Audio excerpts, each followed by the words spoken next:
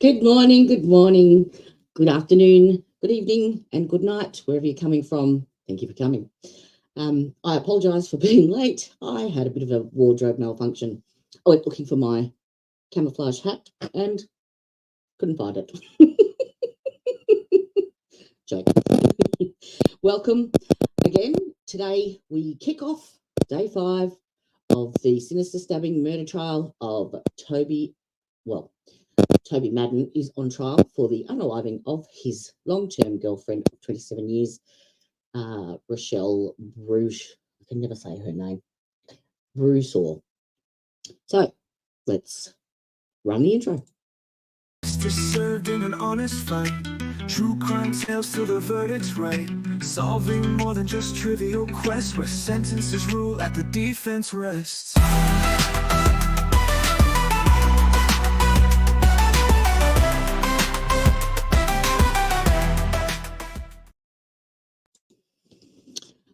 Well, welcome back again. All right. Good morning, all. Happy Funky Friday. Thank God it's Friday. Welcome, Teresa. Good morning, Mr. Brybear. Oh, yeah, it takes a while to get over the vid. Sorry. Just look after yourself. But bounce away. Feel free. Oh, that's lovely of you, Teresa. Wishing him well. Good morning, Christine. Good morning. I hope everyone is well, and I hope everyone over there that is anywhere near the hurricane, please be safe. And if you are in the path, go somewhere that is safe. Take your pets, take your most precious belongings, and go. Your life is far more important than bricks and mortar. So I'm thinking of you from across the waters and I'm thinking dry thoughts and calm seas. So I hope they reach you.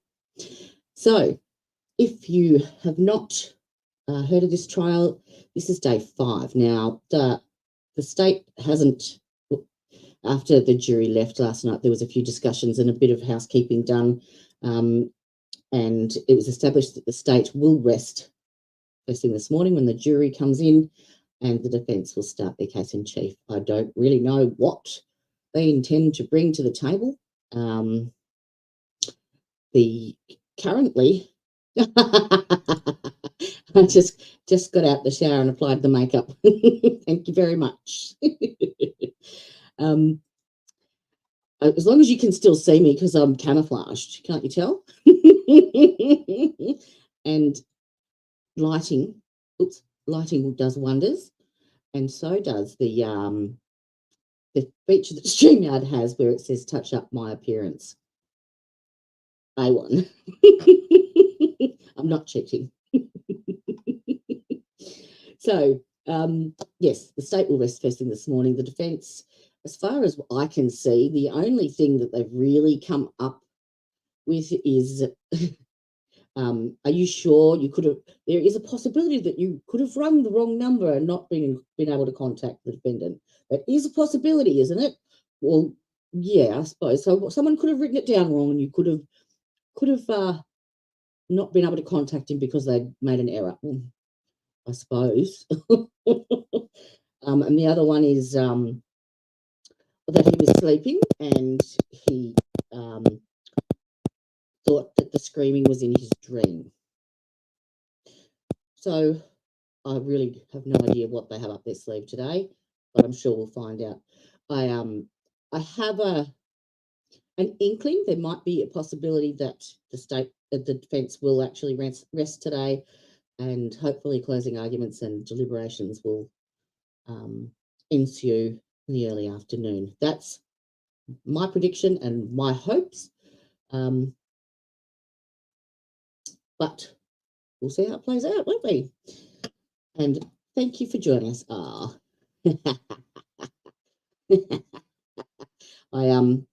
didn't retain it from an ex-boyfriend. Wasn't me. And if he's watching, it's not yours. All right. Let's watch, shall we? Now we don't have any sound in the courtroom yet. Ms. Court of Common Pleas in and for Butler County, the Honorable Gentleman McGuffrey presiding, is now in session. Good morning. Back on the record in State versus Madden, CR 22-121675. And Mr. Burris, Mr. Hahn, and Detective Horton are present on behalf of the state of Ohio. And Mr. Madden appears with counsel, Mr. Wilder. The jurors are not in the room. Before we bring the jury in the room, is there anything that the state would like to put on the record? Good morning, Your Honor, and hopefully so. Thank you. Anything on behalf of the defense at this time? Yes, Judge. This morning, we had a couple witnesses who were going to testify. One of them is Mr. Madden's brother, Tim, who's in the courtroom today. I plan to call him, but it's my understanding that my client does not want that done, so I want to put that on the record. Very well. Does not want that to occur. One down. All right, very well. Anything else you'd like to put on the record today? We also had a neighbor, Tamara Dewar. She was here Monday and Thursday. I thought she was going to be back here today to testify. She does not appear to be here at this point. However, given some of the testimony by other neighbors and the reason she was going to be called, I think we have got into evidence, so I'm not requesting that her appearance be found at this time. Two down. We will be letting the state of Ohio rest, and would you like to present the case after the state has rested? Your Honor, with those things that I just mentioned, the only other potential witness would have been Mr. Madden himself. Oh, So I don't know if this is the time to discuss that or not, because so they've got nothing. whether to testify or not. So given that he doesn't want his brother and there's no other witnesses ready and available, Mr. Madden is the only remaining one. So I think we need that colloquy now. All right, Mr. Madden, you do have the right to testify in this trial. It is your constitutional right. Do you wish to exercise that right today? All right, then we will let the state rest its case, and we will be prepared for closing arguments. Let's go and take a seat, because I think we're going to have some other business then to take. There's that then. No defense, no testimony. Right So we'll be into ready closing for, arguments. Closing arguments, and. What did I say? We talked about our jury instructions. I did see that you filed a proposed jury instruction. Mr. Wilder, I have reviewed your motion. Is there anything else you'd like to put on? Of course, the defence, once the state rested, put in their motion to dismiss, which was promptly denied. Sorry, motion for mistrial, whatever it was, whatever they usually do. And yeah, so we have no defence whatsoever. And yeah, I might put up a poll in chat to see how long deliberations will take. I'm guessing within the 2 hour mark. That's my prediction. So check out I'll put the poll up now. The record in support of your request. No, Judge, everything I would say right now is contained within my motion. It's filed as record, so I can stand on the motion and incorporate those arguments in paper as if stated here this morning. So I'll stand on my motion.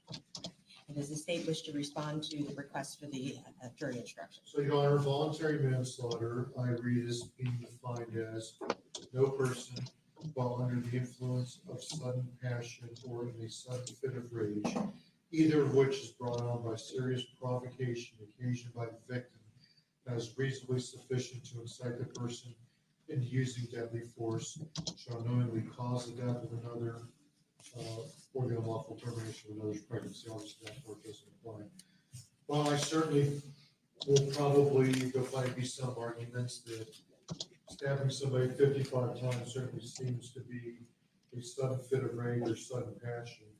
I do not believe that there's any evidence that would suggest, or any evidence that we heard from this witness stand that says that was brought on by the victim of Rachelle Brewsaugh. So at this point, because that part is lacking, I would object to the instruction.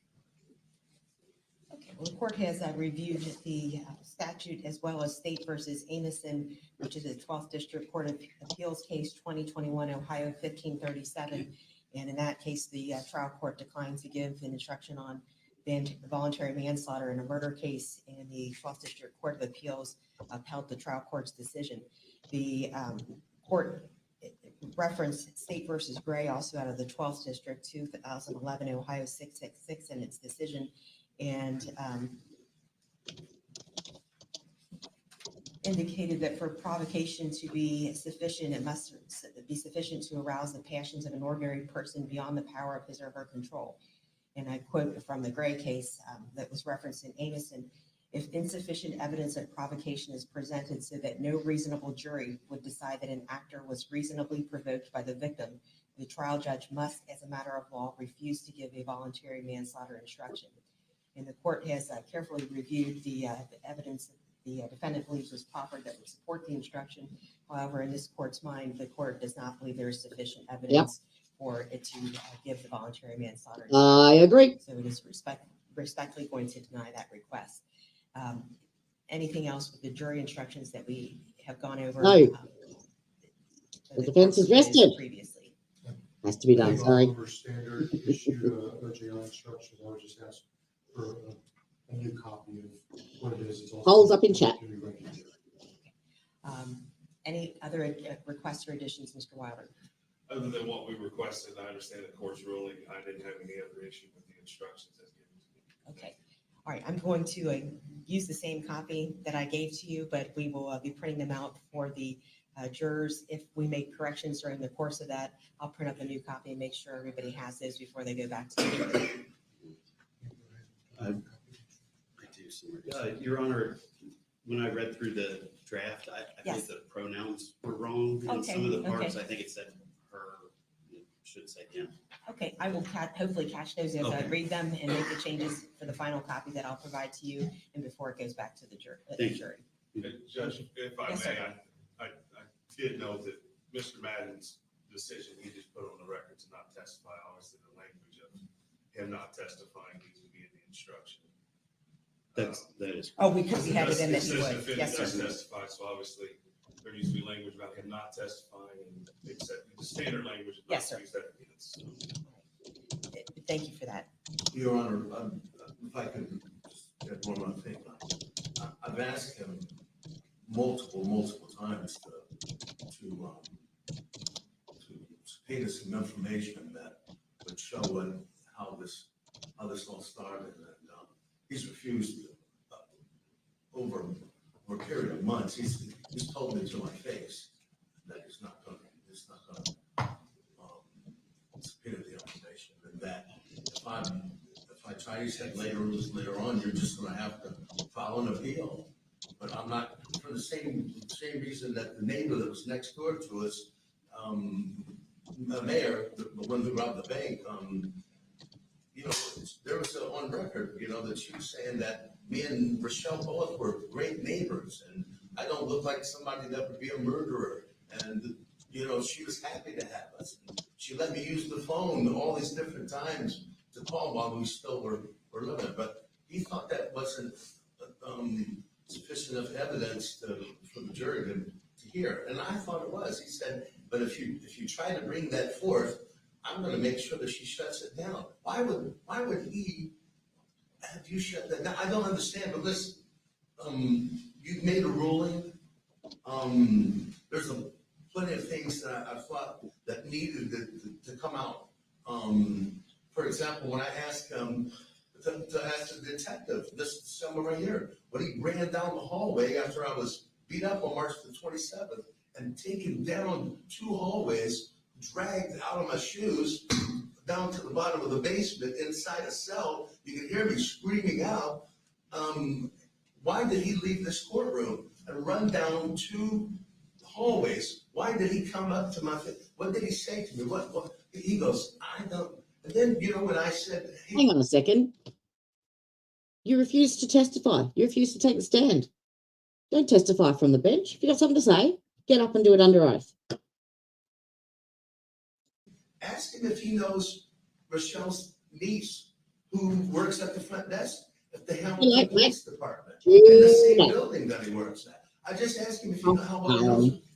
He refused to do that. So there's so many things that I thought that I just wanted to put on the record.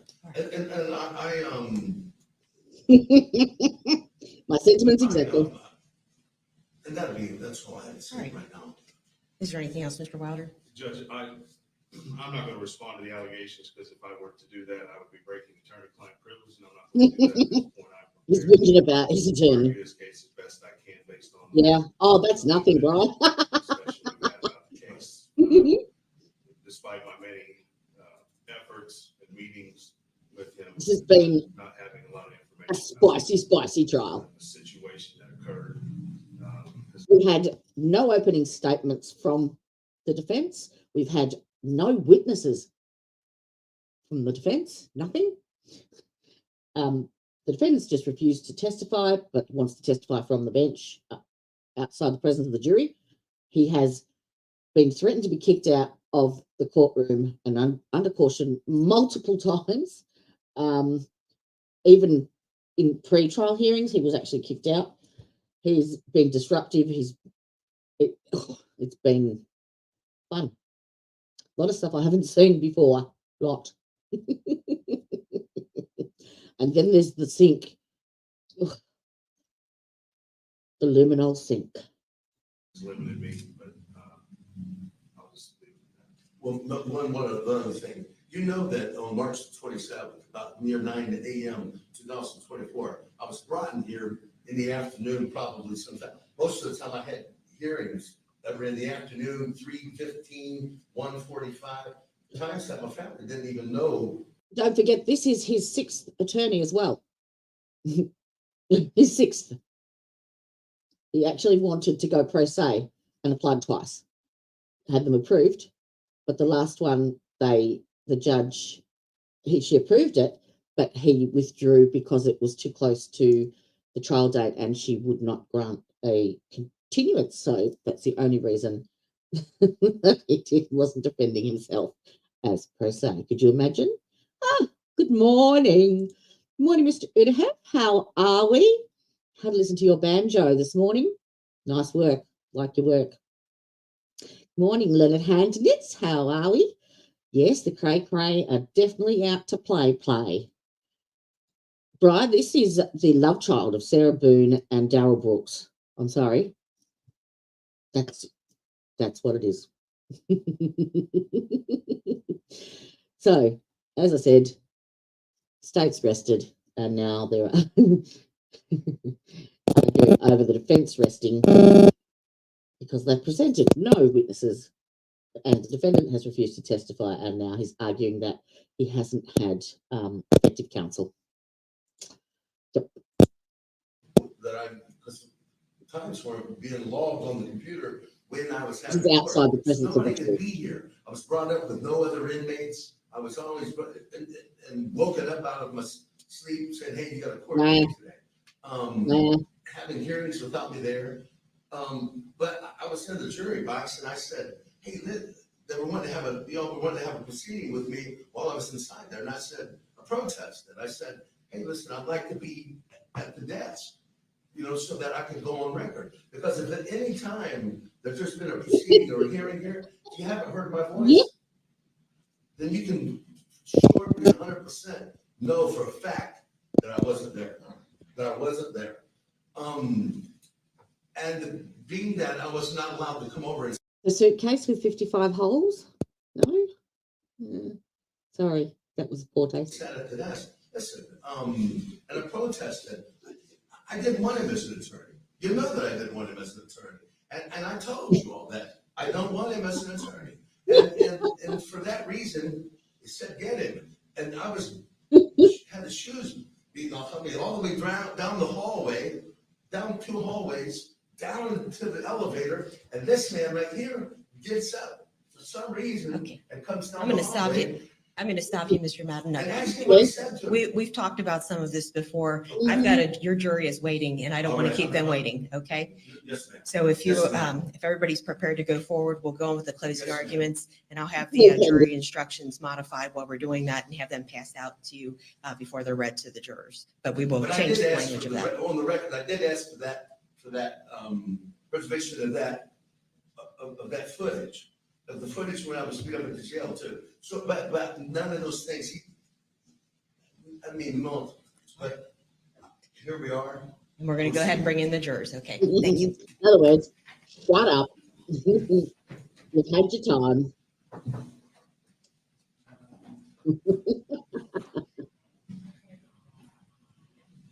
I wish the jury could see this stuff, the way he behaves outside of their presence. She deserved way better, Rachelle. She was only 52 and suffered horrendously. It was not a quick end by any means. Yes, he needs that judge. Yes, absolutely. I've got a clip of that from me. Let's see if I can find it.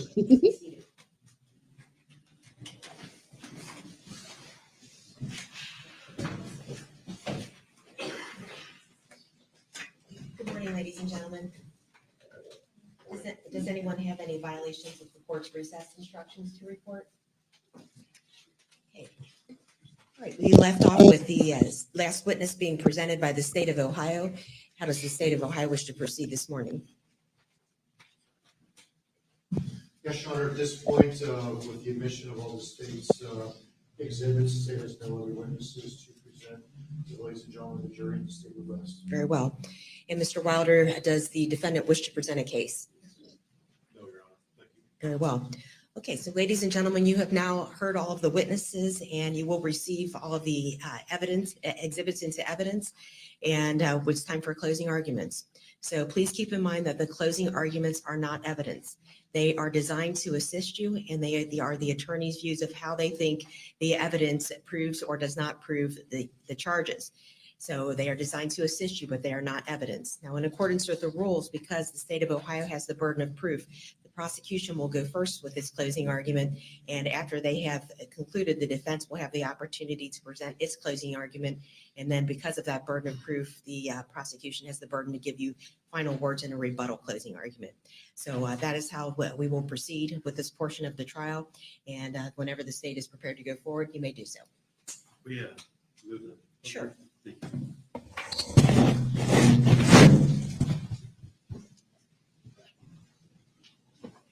What do you want? That's fine. Yes, sir. What do you have numbers you want?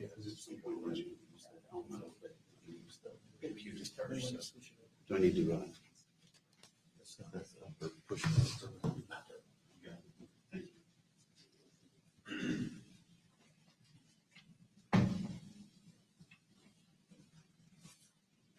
May I proceed? You may.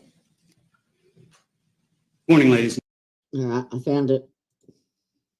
Say that their children's names are being used and I didn't associate their children with this case. I've done everything I can do to prevent their names from being used. But at some point, the law does not prohibit the witnesses from using their names. That's not the law. No, Your Honor, but it was in your court order that it wasn't to be put on media. I think the media is doing their best with this. They're doing their best. I mean, the most important people in this case that everybody seems to have forgotten in this room is the jury. So we're going to take a 15-minute break and both sides take a pregnant pause and think about the jury. Take a pregnant pause. Personally, I like this one too. Yeah, eat it, fucker. Eat that shit. Eat that turd. But that's just me. All right, sorry, serious. Closing arguments. I'll be quiet now. Ladies and gentlemen. Back over there. I'm going to read to you Toby Madden's own words. These are the words that he spoke on Monday before you entered the courtroom, before opening statements.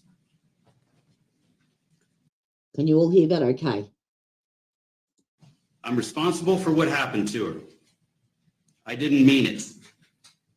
I'm so sorry. I love you. Please don't hate me. Can you put up State's Exhibit 181, please?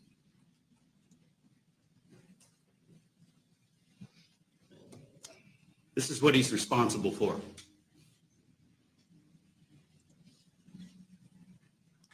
You put up State's Exhibit 40.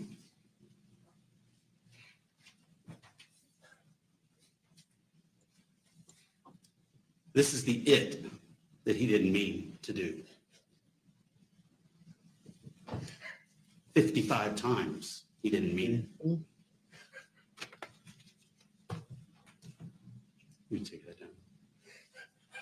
That's him having a sook in the background in front of the jury. If you recall from my opening statement on Monday morning, I told you how every trial is like a puzzle and that you receive pieces of the puzzle throughout the week.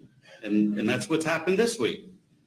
And you receive those pieces of the puzzle from the exhibits that have been admitted and from the witnesses that have testified. And I want to talk about those pieces that you've received all week long. I want to help put them together for you. So we know, and I'm not going to go in the same order that they came in, but I'm going to try and put this in chronological order for you. So we know from Rachelle Madden and long before the judge calls a recess on his behaviour, that is prejudicial, crying and sooking in closing arguments in front of the judge. You had a chance. You didn't take the stand. Put on your big boy panties and harden. Have a cup of concrete. Tanya Cook, that the defendant and Rachelle were together for about 25 years, or north of 25 years. That they moved around from place to place. Oh, call an ambulance. Michaela said they moved around from place to place, and they finally moved to 1270 Parish Avenue in the city of Hamilton, Butler County, Ohio, in the early of October 2022, and that they were renovating this home and fixing it up to live there. We also know from Michaela that they had a rocky and on-again, off-again relationship. And we know from Tanya that the defendant had been seen hitting Rachelle in the past, and that he said that he wanted to cut her head off and put her in her mom's lap. And he said it multiple times. I'm not sure that rocky is the right word for that relationship. We also know from Detective Horton that on October 10th of 2022, the defendant went to the Kroger on Route 4, Grand Boulevard, here in the city of Hamilton. And that was in the evening. And you saw the video and the still photos. He had on a gray shirt, short sleeve shirt, button down shirt, a green vest, white shorts, and Nike Kevin Durant 8 shoes, or KD 8s. And that was in the late evening around, I believe it was around 8 p.m. on October 10th. The next pieces that you got were from the city of Hamilton utility workers. You heard from the 4 of them, specifically the 3 that went into the house. We know that there was an appointment that they had at 8 a.m. on October 11th in the morning, that they showed up on time, that Rachelle let them in, and that she sat on the couch, had a hold of their large, big dog. I believe one of them said it looked like a pit bull. All the furniture was in its place. The china cabinet was upright. The entertainment center was upright. There weren't any chairs overturned. Nothing was overturned. And that they walked through the house and they saw a male sleeping in a chair in the adjacent room. They went into the basement. They did whatever it is they were doing, running their test on the gas line. And they determined that they can't turn on the gas because the furnace is broke or it hasn't been fixed yet. And they go back upstairs and they're leaving at about 8:25 They see the male still in the chair. I think he acknowledges a "what's up" from one of them. They tell Rachelle that they can't hook up the gas because the furnace isn't working. And that one utility worker told you that she then looks to her right to the adjacent room and gives a stare or a look to the male in the chair. And then when they left there around 8:25 in the morning, she was alive, she was well, still had a hold of her dog. Everything was fine in that house. And we know from Ann Mayers, who testified, that, as she did every day, as she said, she was on her porch at around 8:45 a.m. because she watches her sister's grandson with her sister walk to school at Crawford Woods Elementary, which is right down the street. After the grandson gets around the corner and heads up to the school and out of eyesight, her sister goes inside because she said her sister wasn't feeling well. So Ann sat out there, still drinking her coffee, looking at her phone. And she tells you that sometime between 9 a.m. and 10 a.m., roughly, she doesn't remember exactly, it was 2 years ago, that she hears a scream. You all heard it. She did it for you right here in the courtroom. And she said it lasted 5 to 7 seconds, and then it came from her left. And she's at 1260 Parrish Avenue. They're at 1270 Parrish Avenue on her left. But as she said, she doesn't know. There's a lot of kids in the neighborhood.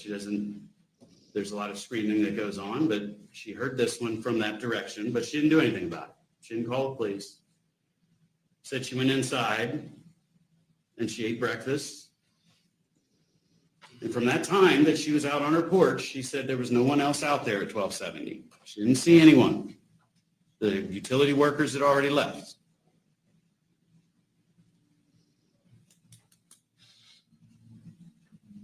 And then the next thing we know is that Officer Katie Johnson arrives there around noon or 12:10 in response to a 911 call.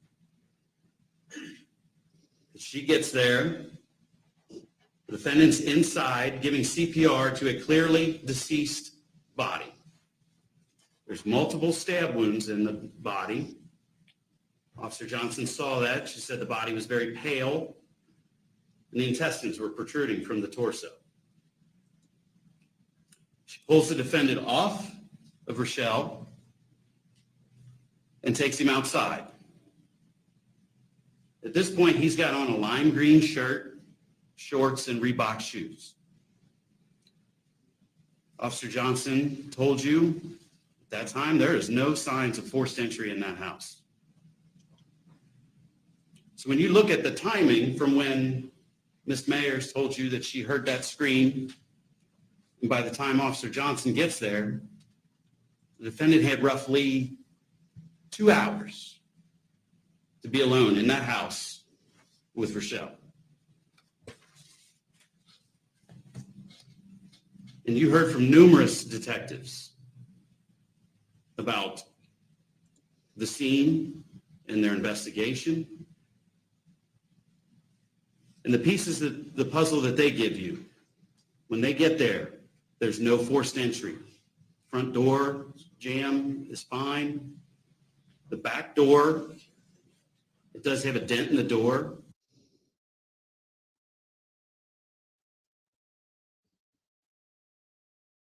But it's got 2 deadbolts.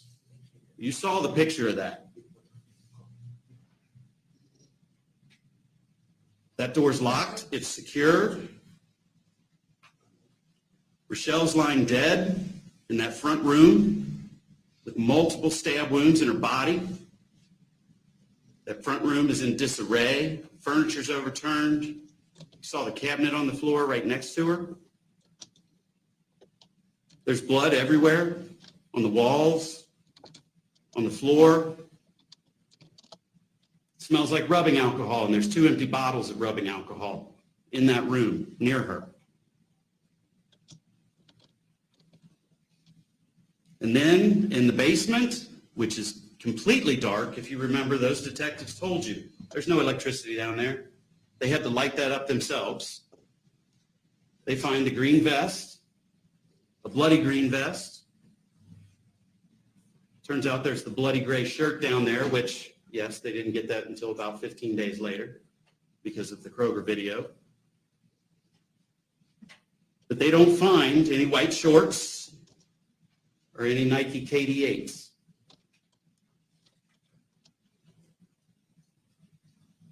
There's a wooden board on the ground next to Rachelle's body with 2 distinct shoe prints on it. One of which is that Reebok shoes that he was wearing when the police got there. And the other one, as Detective Horton told you, as he found on the internet, is a shoe print of a Nike KD8.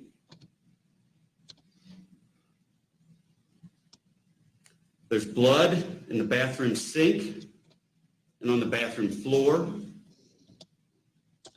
And keep in mind, he had roughly 2 hours from the time Ann heard that scream to when the police got there. They find a Swiss Army knife in Rachelle's bag. And it appears to be wet when Detective Horton finds it. Detective Trenham tells you when he examines it, it appears to be rinsed or washed. And it's got a deformed blade, a broken blade, that matches and is similar to the tears in the fabric in the green vest and the cuts in that Planet Fitness shirt that Rachelle was wearing. And you know from Detective Horton that the defendant told him, you got to find those 3 city guys. You got to find them. There's people out to get me. There's not anybody that I know that wants to hurt Rachelle.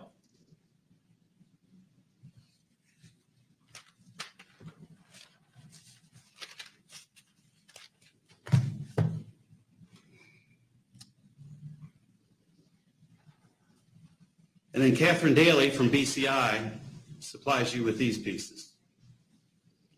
Rachelle's blood is on Toby Madden's green vest.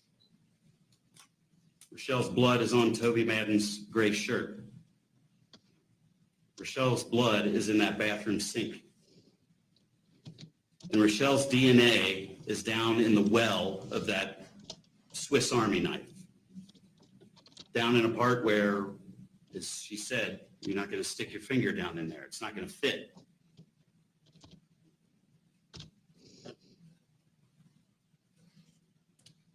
And we know from Dr. Updegrove that Rachelle died from 55 stab wounds. They were on her arms, they were on her leg, they were on her torso, they were on her head, and one in the back. And he told you there were defensive wounds on her hands and her arms, the bruising on her hands. He also told you there was a small knife that was used. And he told you that when you look at those pictures, the darker wounds are because the blood was still pumping. Her heart was still pumping. And those lighter wounds, they came as the life was slipping away out of her.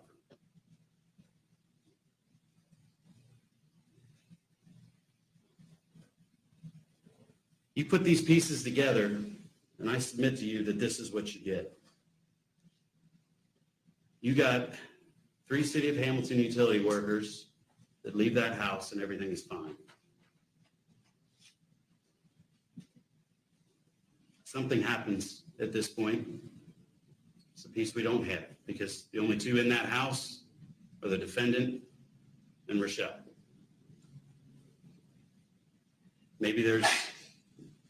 Maybe she says something to him about the furnace.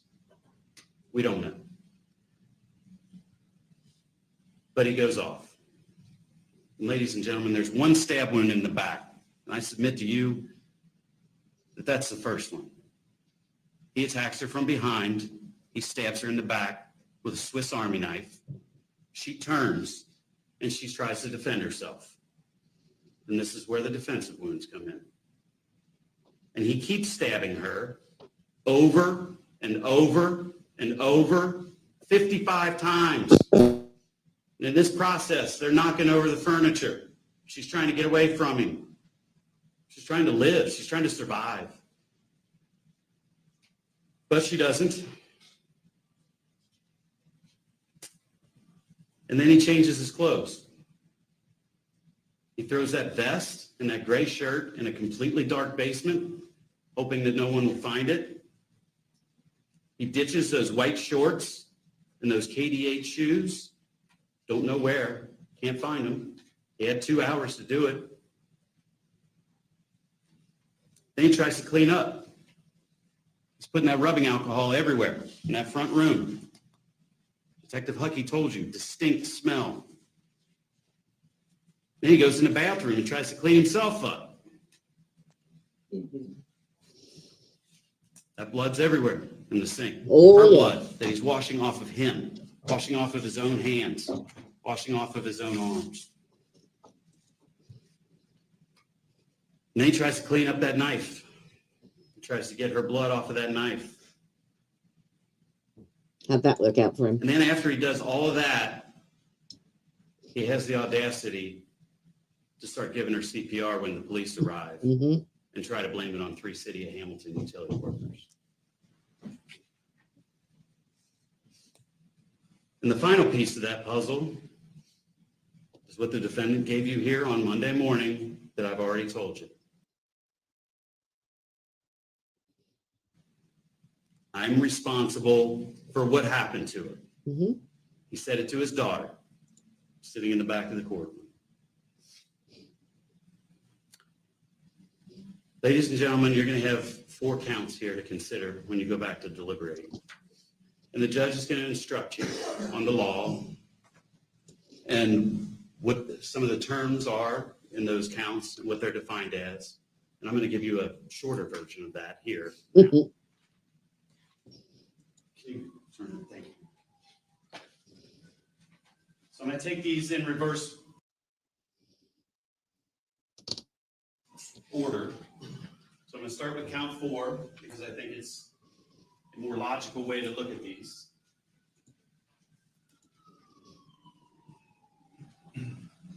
Oh my gosh, how do I, I'm sorry, do it one second.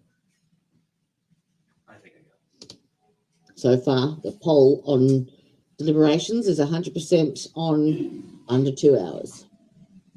Count 4, felonious assault.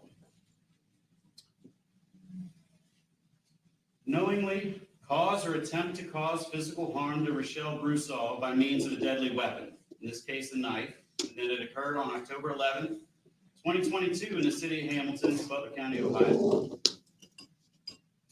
Judge is going to instruct you that knowingly means a person acts knowingly regardless of their purpose when the person is aware that their conduct will probably cause a certain result or probably be of a certain nature. When you stab somebody 55 times, it's pretty clear that that conduct is probably going to have a certain result or be of a certain nature. I don't think there's any disputing that. And in this case, he used a knife. I submit to you, it's that Swiss Army knife. And clearly, as we've stated over and over, and you've heard, this happened on October 11th, 2022 at 1270 Parish, the city of Hamilton, Butler County, Ohio.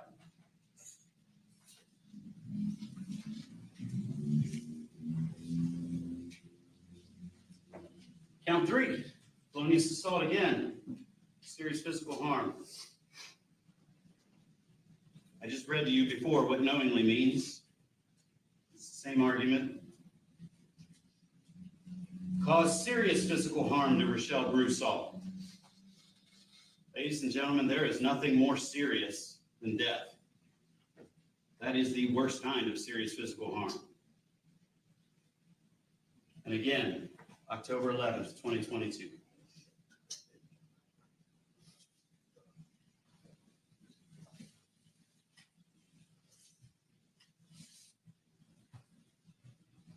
Count 2, murder. Caused the death of Rachelle Brewsaugh as a proximate result of committing the offense of felonious assault. We just went through those felonious assault counts. 55 stabs.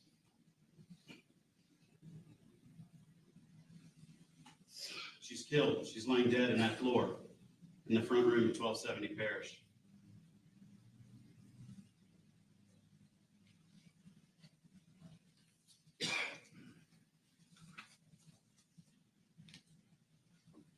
Count 1, murder.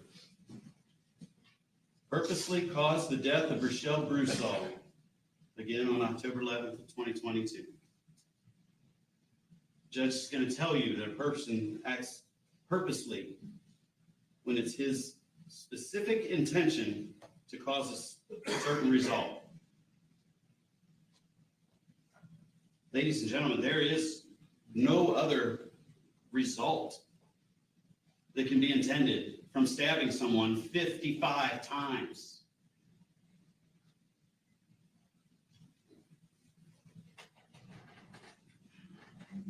There's no mistaking that.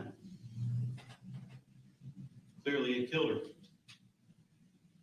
It hit her internal organs. It hit her liver. Pierced her heart. Pierced her lungs.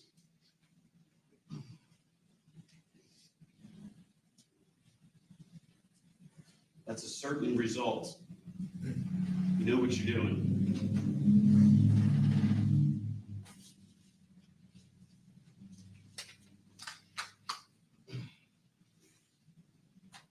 So you've sat here a week and listened to all of this. You've received all the pieces of that puzzle. You put them together. It's very clear. That puzzle is the defendant, Toby Madden. Find him guilty on all 4 counts. Thank you. Thank you, Mr. Hahn. Mr. Wilder? Good job. I wonder how long Mr. Wilder will be up there for. Well, if it is, his client is just The first thing I want to abused him do in public. is thank you. We've taken 5 days away from you. Some of you may be happy that you're away from work, but we've taken you away for 5 days to consider this case. And as we can all agree, couldn't get much more serious with allegations than what we've been here all week for. Mm-hmm. Don't think that it doesn't go. Do you think the defendant's going to interrupt at any point, make a scene, yell out some kind of abuse during these closing arguments? There's got to be something. He has to have something to say, for sure. Go unnoticed that we don't see you paying attention, listening to the witnesses. Didn't appear that anyone fell asleep. We appreciate that you did that because a serious case involves serious jurors, and you were up to the task. Before I start with making my comments and arguments about the evidence, when you cause the death of someone, the state of Ohio has to determine, well, what's your level of culpability, meaning something, was it negligent? Was it reckless? Was it intentional? Was it purpose? For example, you run a stop sign driving and you hit a pedestrian and they die. Something like that could be negligent. You're coming here to court today, you're going down the interstate 110 miles an hour, and you hit a car and somebody dies. Well, you didn't mean for that to happen, but you were certainly probably reckless. You also may have a situation where you get in a car, you see somebody, and you tell yourself, I'm going to hit that person. I'm going to run them over. Then you start to get into an intentional, purposeful act. And then the top of the top, which is not here, but you decide, I know when, where somebody's going to be. I'm going to hunt them down, and I want them to die. And that gets into something much more higher than what we're here today for. My point with this is you can't just focus on the fact that someone is dead. You have to look at their level of culpability. because these level of culpability is in these elements. The judge will give you the instructions on this to make that determination.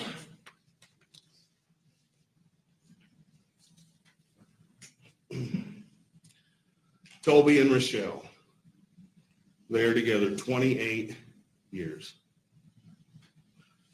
Some of you jurors may not even be 28 years old, or just a little lower than that. That's how long they were together. They're together Michaela's entire life. They're both grandparents together. Their relationship, you heard from witnesses, it's up, it's down, it's hot, it's cold, it's rocky. We even heard about some physical confrontations. Yeah. Yep. Not every relationship is perfect, and certainly this one was not either. You also heard evidence that Toby believed that Rachelle was cheating on him. Well, You then, also- you know, why did it even go to trial then? She was cheating on him. You know, wow. Why would you even bring that up? Really? That just makes you look like a dick. You dick. Also know that Rachelle is trying to renovate Parish. We saw the pictures, you saw the materials, you heard from witnesses. She's trying to get what used to be apparently a drug house, people in and out. They're trying to get this together. They're trying to renovate it. And it's not something where she's doing it and she continually kicks Toby out. Toby's there almost every day. Yeah. You heard Slipping evidence, in you the heard lounge. testimony that Toby may be involved on some level with helping this. He's there when she's trying to get the gas fixed. Yeah, he's asleep in the So I lounge. submit to you that they're both renovating this Parish Avenue. Maybe to start a different Whatever. life, the new turn in the relationship, the hot and the cold. Maybe now we're hitting our stride. We're back to good. Let's go to Parish and get this thing together and turn a corner. The neighbors are happy to see them. I know Miss Myers, the bank robber. She comes in. She's Wednesday, Granny. Toby Strange. He's a little weird, but he's over there every day. She lets him come into her house, use her phone. She's thrilled to have Rachelle and Toby there. No, But she was told thrilled you to have what kind Rachelle of there. people were coming in and out of that house. Finally, she has good neighbors. And when she says neighbors, she's referring I'm just to Toby laughing. and Rachelle. Finally, they have good neighbors. Yeah. So someone who's currently incarcerated having a suitcase with 300 grams of meth in it. like, really? How you trying to spin this, dude? No one is buying this bullshit. Friggin' hell. Yeah. Next thing, the dog ate my homework. Lordy be. Back to the culpability. I just hate it when they've got no defense. They try and turn it back onto the victim and make it the victim's fault. And that is dirty. That is wrong, and cop it like a man.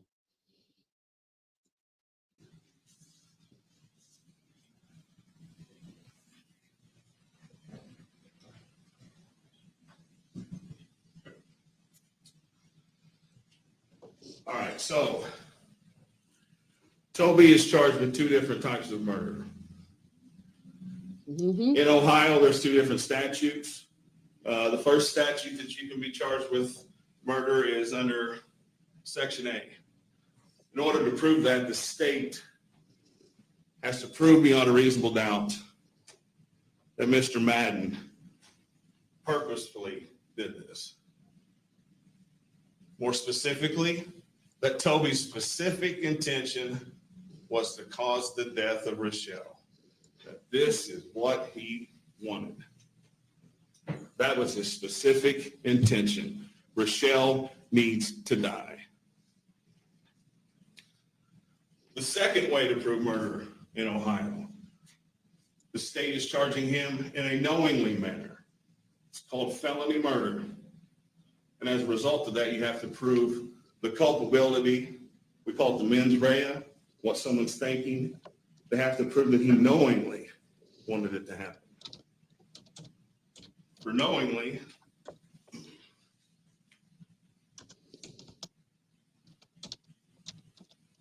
state has to prove beyond a reasonable doubt that Toby was aware of his conduct will probably cause a certain result or will probably be of a certain nature. That he knows what he's doing. Yeah. She needs to die. I want her to die. I'm going to do this so she's dead. I think the repetitive nature of that crime, I think that that meets that criteria. Yeah.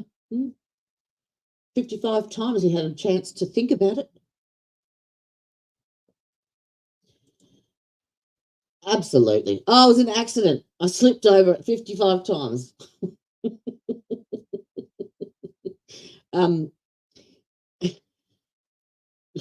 It's just, yeah, just ridiculous. They proved the case both ways. That you mean the state being knowingly and on both counts. Yeah, I agree.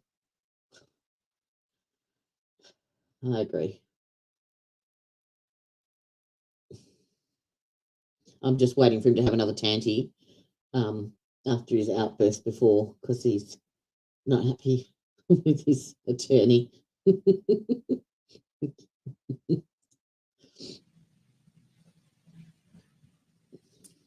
Part of count 2 involves a deadly weapon. We're going to get back to that in a second. But these, I'm assuming the Swiss Army knife, the 2-3-inch tiny Swiss Army knife, I'm assuming that's what they're alleging as the murder weapon, the one with no blood on it. We'll come back to that. Oh, so that's not correct, sir. There was blood. It was just deep down inside the army knife, and it was proven to be the victim's. Don't say there wasn't any blood on it, because it had obviously been cleaned, just not well enough. we have these two things. We have purpose, we have knowing. Yeah. Let's think about the evidence here. Like this. You didn't hear from Toby. But the state decided to not only play, but talk about what he said here in open court. Yeah. What he said. Nothing could make an attorney more nervous than when a client starts to talk. Oh, Right? yeah. Especially when they're guilty. This is what Mr. Madden said. This is the state has put this into evidence. I'm responsible for what happened to her. I didn't mean to do it. I'm so sorry. I love you. I don't want you to hate me. Meh. Where? I don't think any witness, law enforcement, neighbor, whoever, didn't deny. Also, Toby was hysterical. He's distraught. He's crying. Oh. He can't keep it together. Oh. The detective said he was down there for 4 or 5 hours. And he didn't see the video, but he did agree with me. Mr. Madden spends almost all that time just laying on the floor. Hysterical. Ooh. He's given CPR to Rachelle. State even wants you to think that he's given her CPR after she's even dead. He is. Is it someone who purposely wants someone dead? Why would you even give CPR at the beginning if you've done it? To make it look like you didn't do it? If she's dead, that's what you want. You leave them alone. You walk out. No. You get Rachelle's car out front. No. And leave. No. You walk away. Sorry. You run from the police. You don't sit there and continue to give CPR to someone who's dead if that's what you want. What's the point? We're going to get to that. He's too lazy. He couldn't even remove the bloody clothes from his own basement. As if he's going to run. Yeah, blame the gas man. I don't like. I know he's doing his job, but I have opinions. What about the gas service guys? Hey, we come in 8, 9 o'clock, whatever time. Rachelle's got the big dog. We're there to do a job. Nothing seems unusual to us. Rachelle doesn't seem worried, upset, afraid. Heck, it sounds like Toby's asleep in the chair. Yeah, lazy ass. No worry in the world. Is right there in the chair, maybe woke up and said, "What's up?" We don't hear from them gas workers there's any tension. I mean, I know they're not there to be Dr. Phil or somebody like that, but think about it. If you're a serviceman going in and out of people's houses, you see something wrong, you may walk out and think, something weird about that. You know, I'm here to do That the was gas. 2 hours in your mind. before the incident. You would remember that. Because they certainly remember the dog, right? The big dog, 2 years. They still remember that. If they just saw something unusual, they would have told us. Here's my point with that. Got Toby asleep, everything calm. Then, 2, 3 hours later, if the state police pull up 39. He decides to go and sleep on the hard floor without a blanket and a pillow because that's more comfortable than the couch. Just so you know, only one computer's connected, so that's sometimes we. No, shut up. 2, 3 hours later, here's what we got. The gas guys went in there and said nothing wrong, didn't see anything wrong. She seemed fine. He was asleep. I didn't see anything on the floor. Police come in. Here's what they see. Also, police pull up 40. And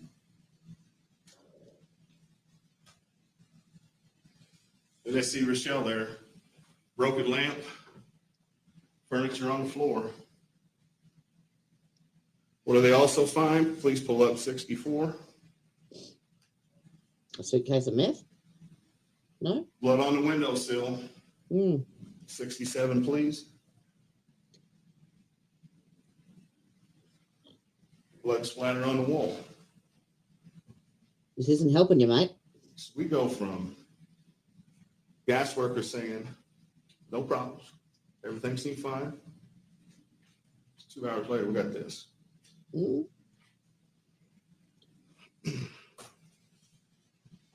What happened? Well, what about motive? Why would he want her dead? The state doesn't have to prove motive. Nope. They'll get up here in a minute and probably tell you that. You'll be instructed that they don't have to prove motive. It's a good thing they don't have to prove it, because guess what? What is it? Where is it? What did we hear? Exactly.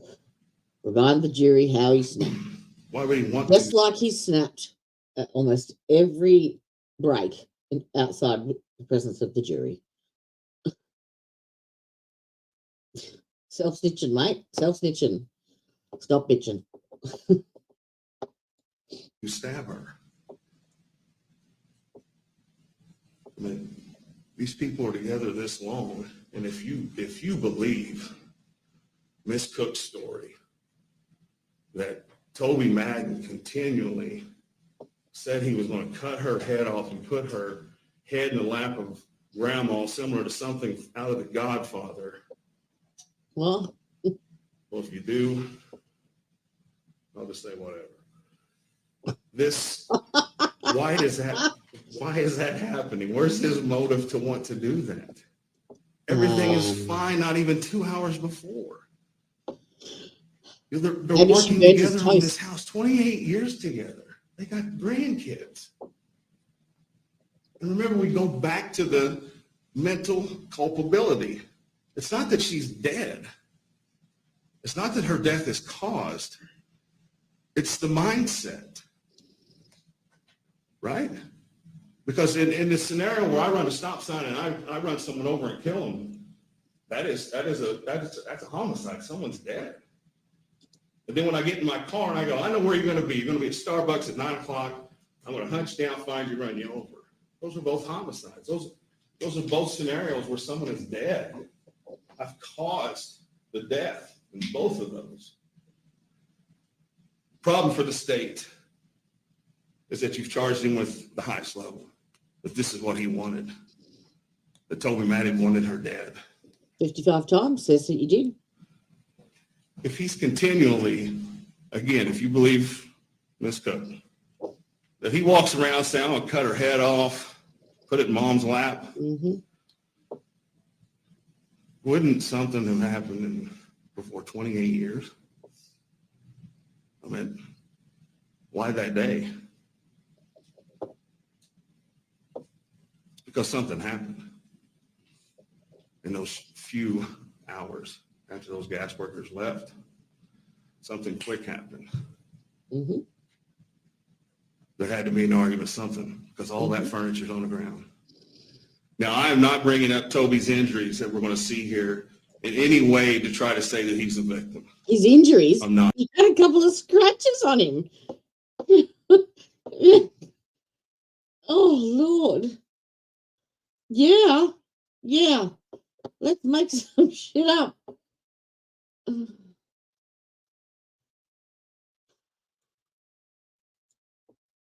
Not. If the state would please pull up 82. Yeah, let's show the scratches. Please don't show the one with his shirt off. I am in no way trying to compare and contrast some of these, what appear to be maybe minor No wonder injuries she was on cheating on Toby him. that the police took. I am not trying to do that in any way. It is terrible what happened to her. It's worse than terrible, mate. But does this tell us a story about something that may have happened?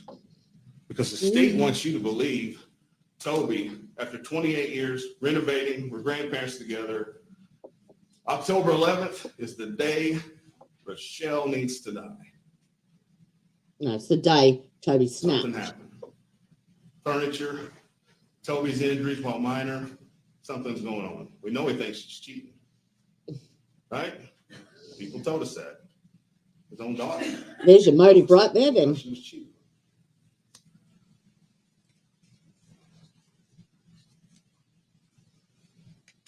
He probably caught her perving on one of the utility guys.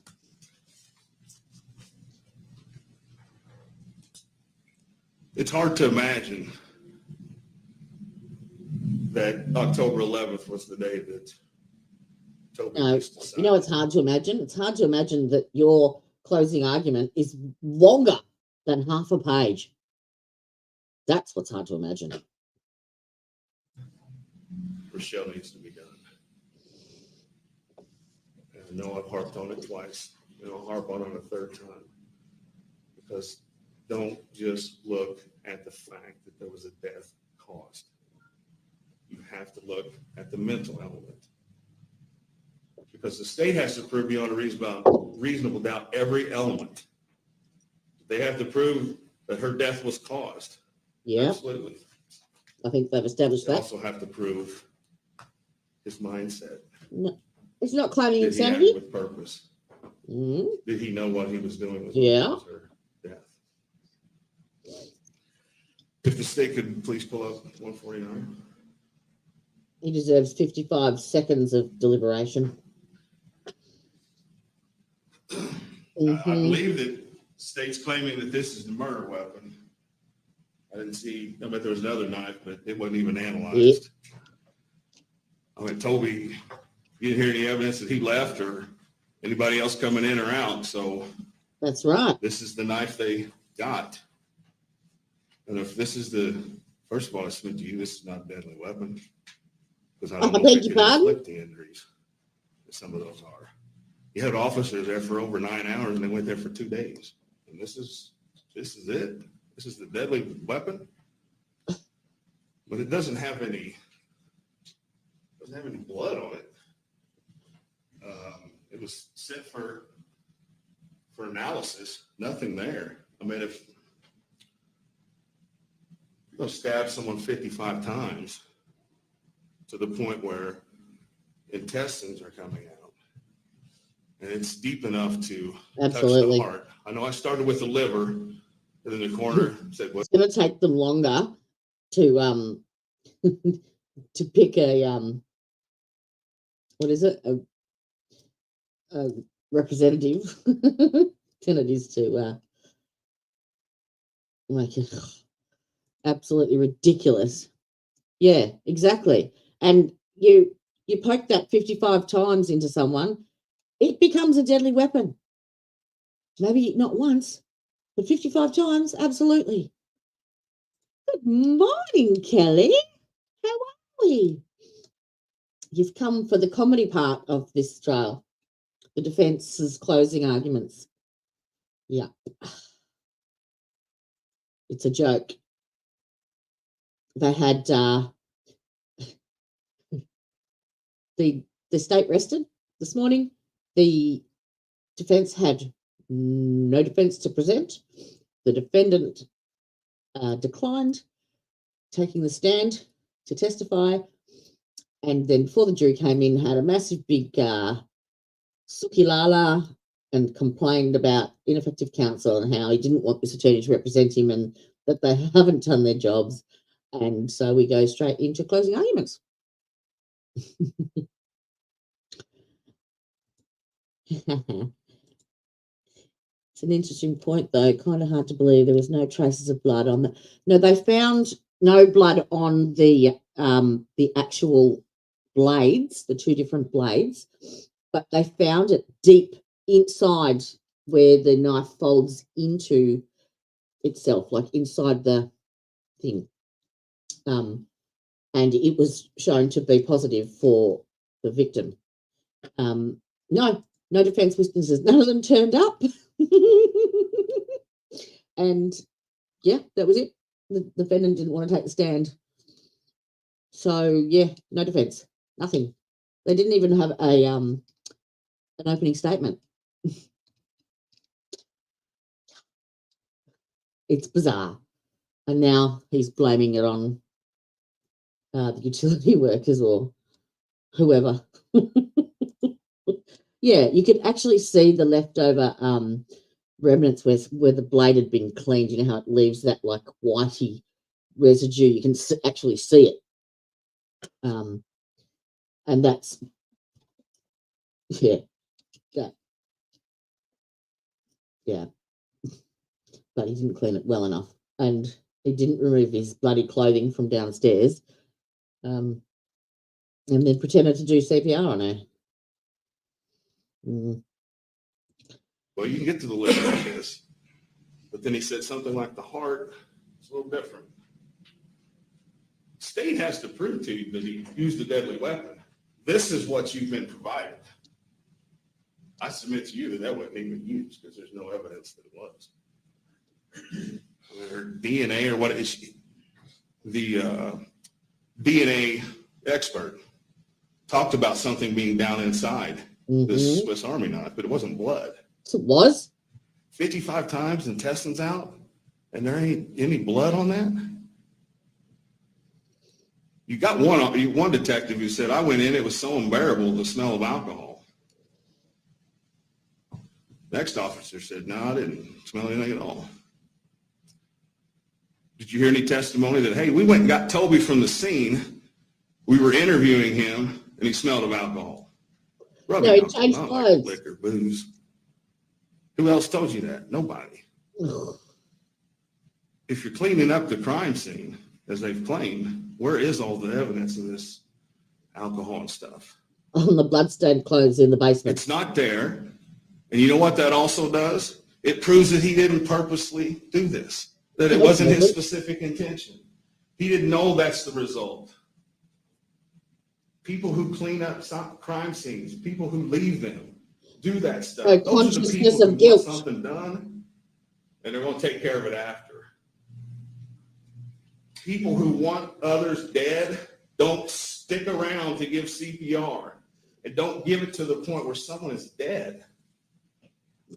She was dead before he started giving the CPR. Yeah.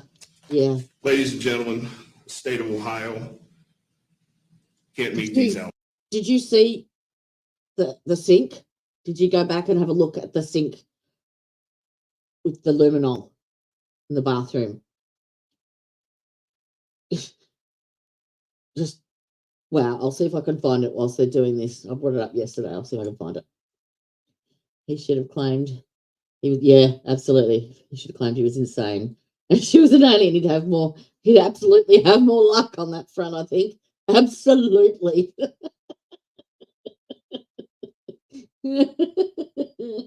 Yeah. Yeah. Well, they actually did have to do an assessment on him because he had asked, or he had put in a motion to be a pro se defendant. So they had to do an assessment to see if he was capable of being able to do that. And so that also deemed him capable of being able to stand trial. Brian, I just saw that. Oh, no, it's not. It's Kelly. Aw, thank you, Kelly. Thank you. She just bought me coffee. Aw, that'll keep me awake. Cheers. Thank you. Delicious. Thank you. Elements. Let me see if I can You find this. have to stay focused on the mental element of this. She's dead. It's horrific. It should not have happened, but it did. The element you need to focus on is the mental part of this, because they want to prove to you, and they have to prove to you, that this is what he wanted. And that's simply not the case. Thank you. Righto. Mr. Wilder, state rebuttal. Yes, Your Honor, thank you.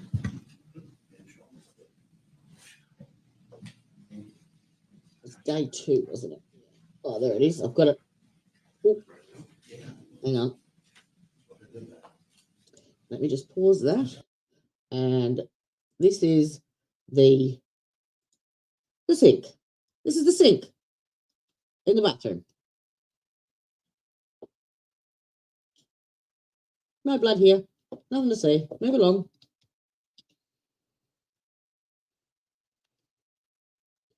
And then it shows you the floor and the floor below the sink. Yep. That's what we're dealing with.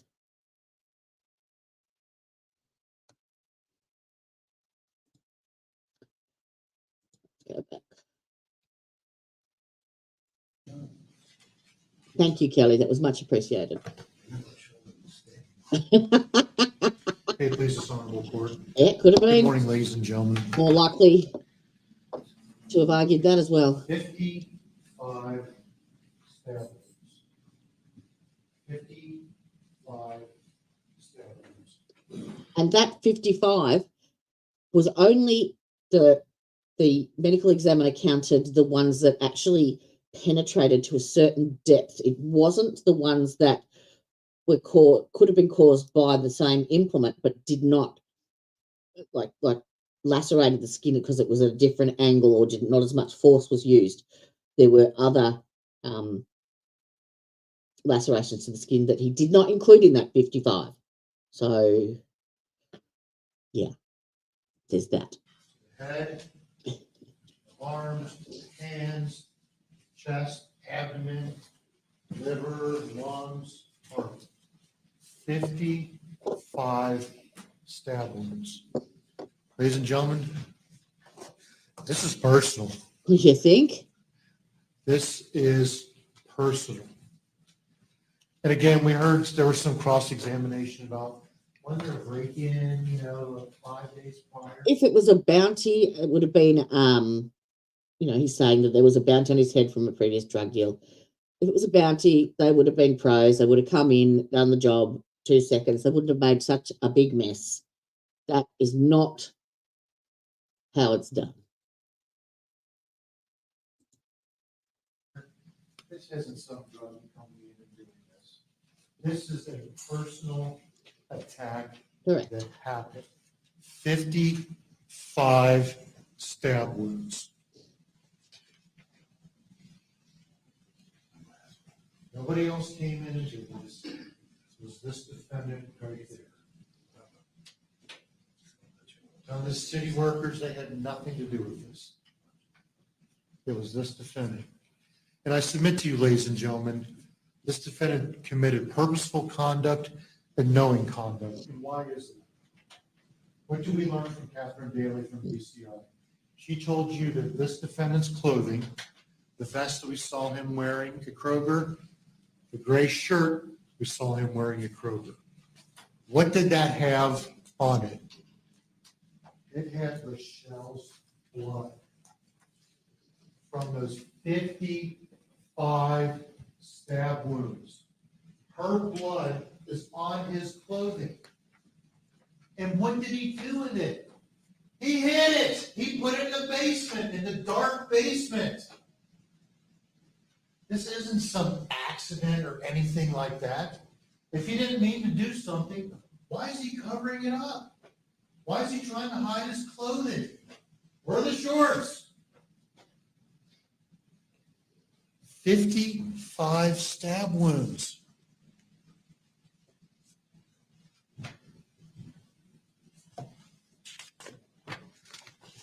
What else does this defendant do?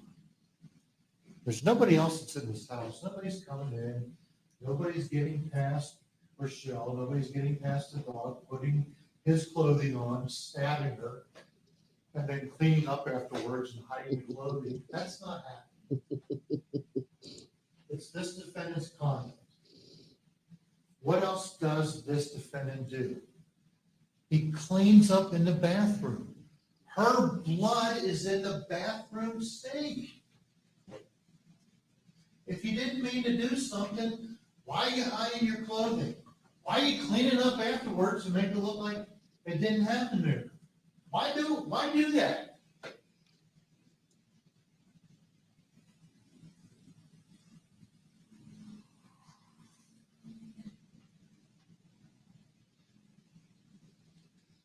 It is purposeful conduct when you stab somebody 55 times. Mm-hmm. The head, the chest, the arms, the hands. What's the phrase? Death by 1,000 cuts? This defendant sure tried. 55 is a lot, ladies and gentlemen.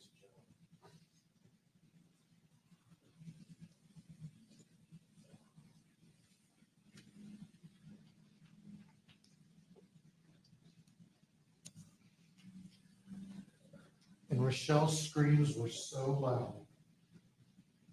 74-year-old bank robber that was next door on her front porch heard Rachelle scream for her life. Obviously, you guys are the fact finders and truth seekers. You heard her testimony from this witness stand. Is it reasonable to believe that that blood-curdling scream that she heard is coming from Michaela's mother? Your reason and common sense tells you that, ladies and gentlemen. This isn't some accidental conduct by this defendant. He wanted Rachelle to die.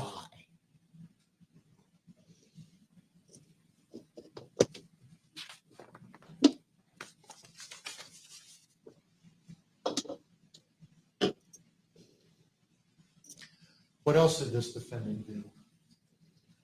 In his clothing, the green vest, the gray shirt, washed up in blood. And again, the 12 of you are the fact finders and truth seekers in this case. And I'm not going to put any photos up there on the screen, but look at those stab wounds to Rachelle. Mm-hmm. Look at the cutting in the clothing of not only Rachelle, but of this defendant. Doesn't it kind of look like that knife we just had up there, that Swiss Army knife? Doesn't it kind of look like that knife? Where did we find that knife? It wasn't laying there in the middle of the crime scene.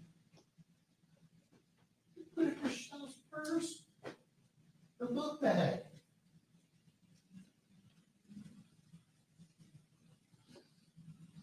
If if this was some accidental conduct or he didn't mean to do something, why go through all these measures, these methods to try and hide what it is that happened, to hide the clothing, to wash up the blood, to hide the murder weapon? Exactly. Exactly. It doesn't take like 10 seconds to do that. And that takes a lot of effort. Are you out of breath? And now try and scream for 7 seconds and how long that actually is. Yeah. Yep. And with that, such a small blade, that was not a quick way to go, unfortunately. Yeah. Intermission. Yeah. There is no way that can be blamed on a hitman. They certainly would have done a less messy job. They would not have gone into the bathroom to wash their hands and clean up. And if there was a bounty on his head, he would be the one that is unalived. Simple. Yeah, he needs to rot. Why take the time to take the bloody clothing downstairs in the dark? Why? He wanted Rachelle to die on October 11th. No. Whatever it is that happened, was it something over, I No. think it was Brian Short, I believe you heard from him. No idea what happened to the dog, sweetheart. He told you, I'm explaining to Rachelle what it is that's going on, what it is that happened, why we couldn't work on the gas lines. And Brian Short, from this witness stand right here, he told you, as I'm explaining this to Rachelle, he's looking right at this defendant right here, giving him the look. Giving him the look. And you're right, Mr. Wilder is correct. I'm going to tell you, I don't have to prove what the motive is in this case. No. Apparently, because she was cheating on him. Pretty darn personal. Something happened.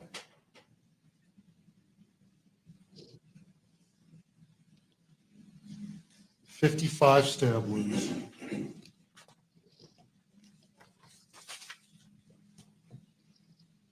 How do you not mean to do it when you have 55 stab wounds? Mm-hmm.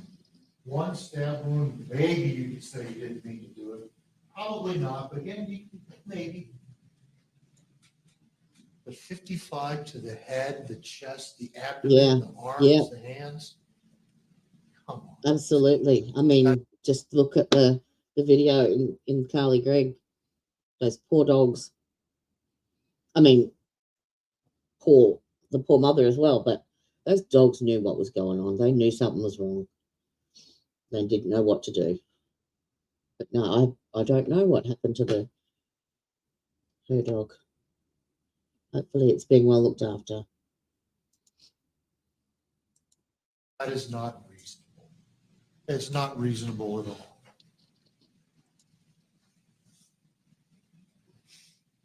Why give CPR? Why give chest compressions?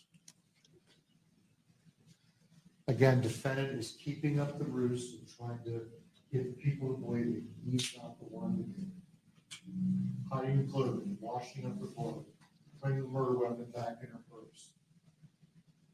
Detective Katie Johnson told you when I get there, this woman's honest. Mm-hmm. The intestines are hanging out of her body. Where was the 911 call? He's trying to keep up the We ruse. haven't He had we nothing didn't, to did we? do with this.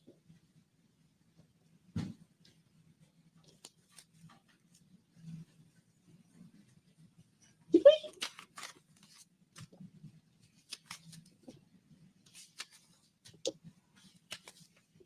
I can't remember now. I don't think we did. Defendant told you from his mouth. State's Exhibit 250. You'll have a chance to play it back in the jury room. He told his own daughter, the daughter that him and Rachelle have together. This defendant said, I'm responsible for what happened to her. I'm responsible for what happened to her. What happened to her was 55 stab wounds. And that's what he's responsible for, ladies and gentlemen. Ladies and gentlemen, I do want to thank each and every one of you for your time and attention to Wilder's. Some of the same things that he said. I've been paying attention to each and every one of you.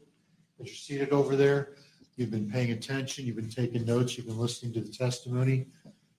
Thank you for your patience with me through some of my computer issues that I had. 55 times.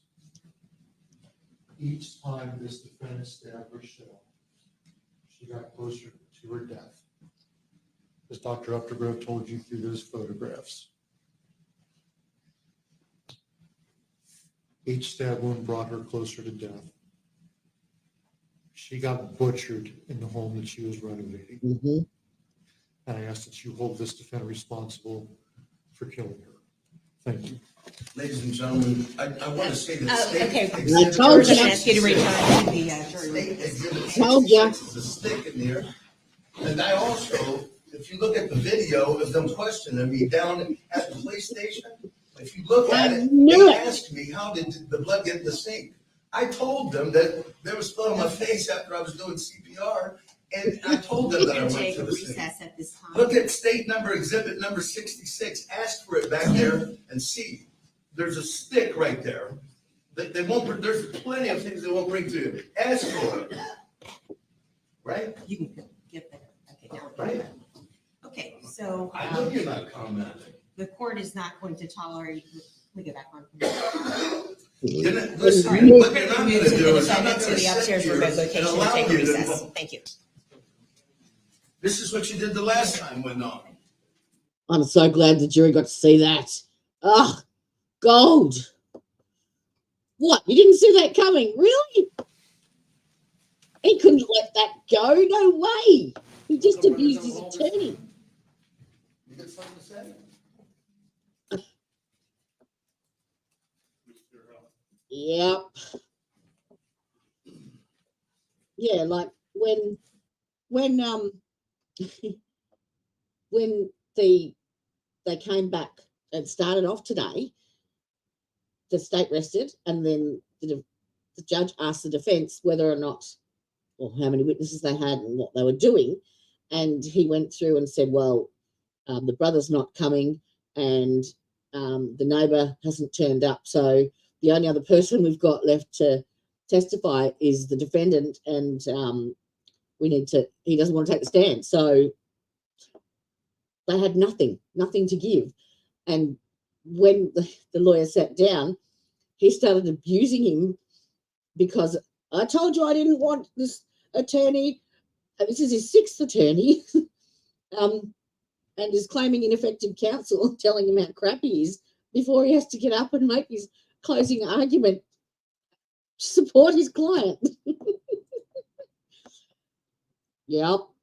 He's made outbursts like that the whole way through the trial. Every time the jury has been out of the room, but they saw this one. They saw. Now, let me see what the poll, because the 67% say under 2 hours, 17% say under 55 minutes. I'm going to go for under the hour right now. Change my vote. Yes, there should be an extra guilty, shouldn't there? Yeah.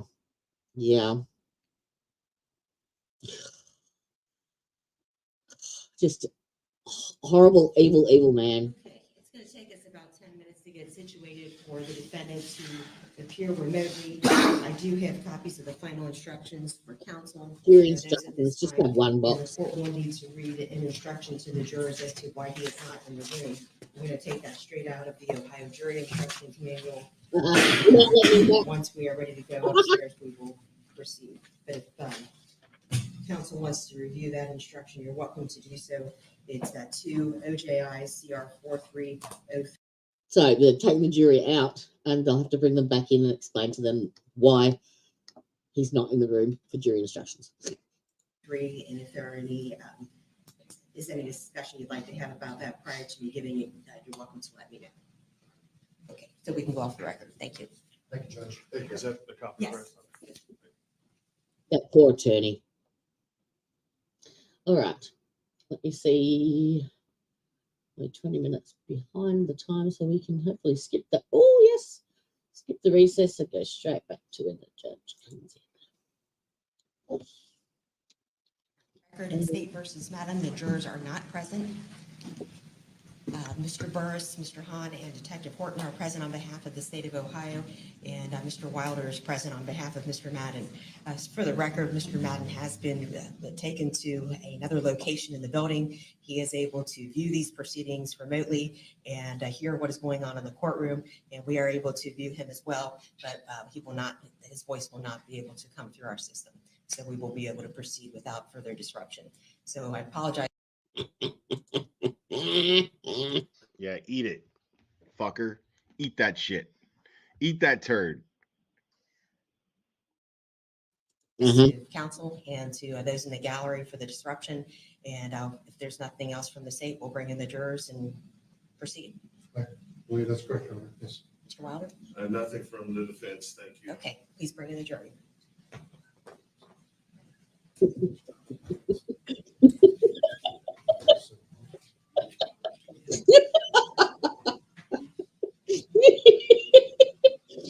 Correct. I've got another one I haven't used for a while. Where is it? Here we go. You should off you fuck.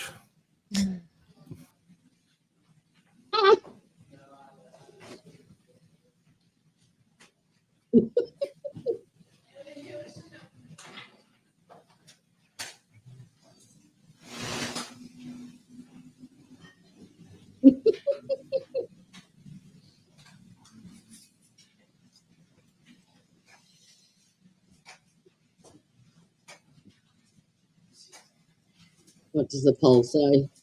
Yeah, it's still sitting at the same. Please be seated. Guaranteed under an hour. Are there any violations of the court's recess instructions that anyone needs to report? Okay.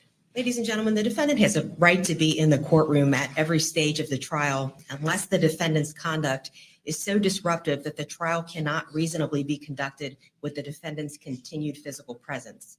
The court has concluded, due to the defendant's conduct, that the trial will proceed in the defendant's absence by remote contemporaneous video as if the defendant were present.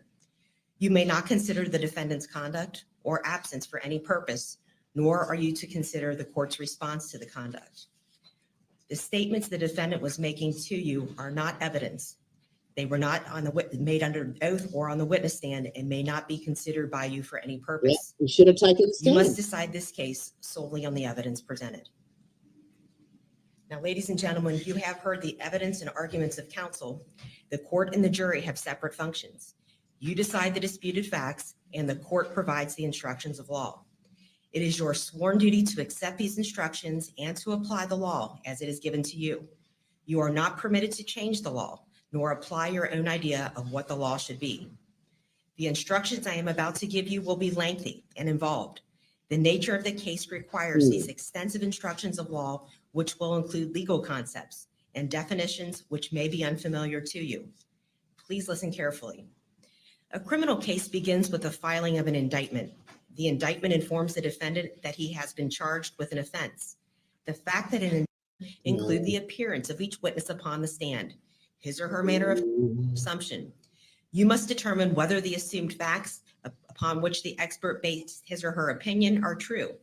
If any assumed fact was not established, you will determine its effect upon the opinion of the expert.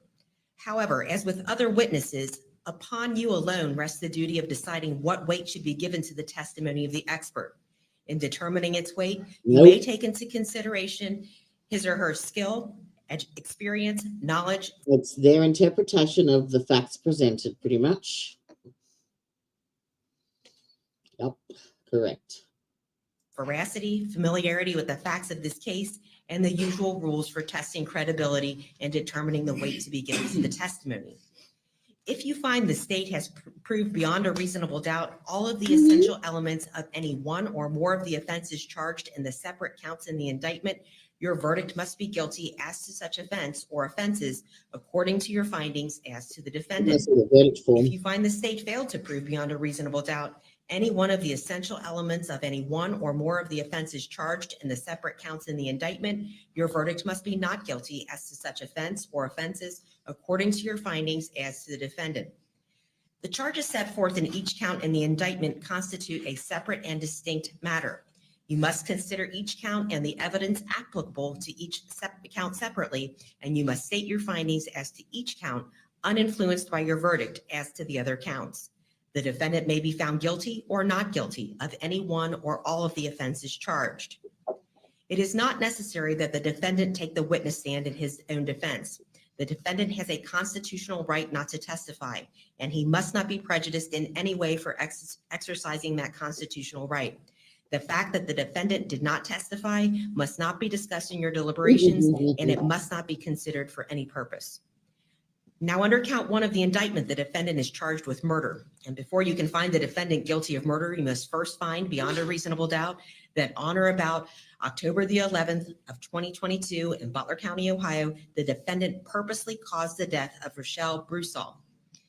Purpose to cause the death of another is an essential element of the crime of murder. A person acts purposely when it is his or her specific intention to cause a certain result. It must be established in this case that at the time in question, there was present in the mind of the defendant a specific intention to cause the death of Rachelle Brewsaugh. Cause is an essential element of the offense of murder. Cause in it is an act which in a natural and continuous sequence directly produces the death and without which it would not have occurred. 55. The defendant's responsibility is not limited to the immediate or most obvious result of the defendant's act.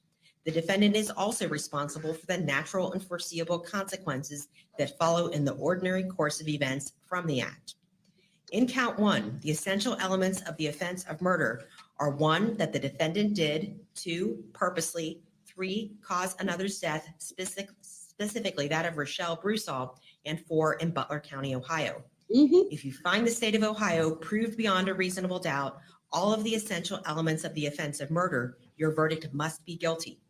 If you find the state of Ohio failed to prove beyond a reasonable doubt any one of the essential elements of murder, then you must find the defendant. I'll give him under half an hour.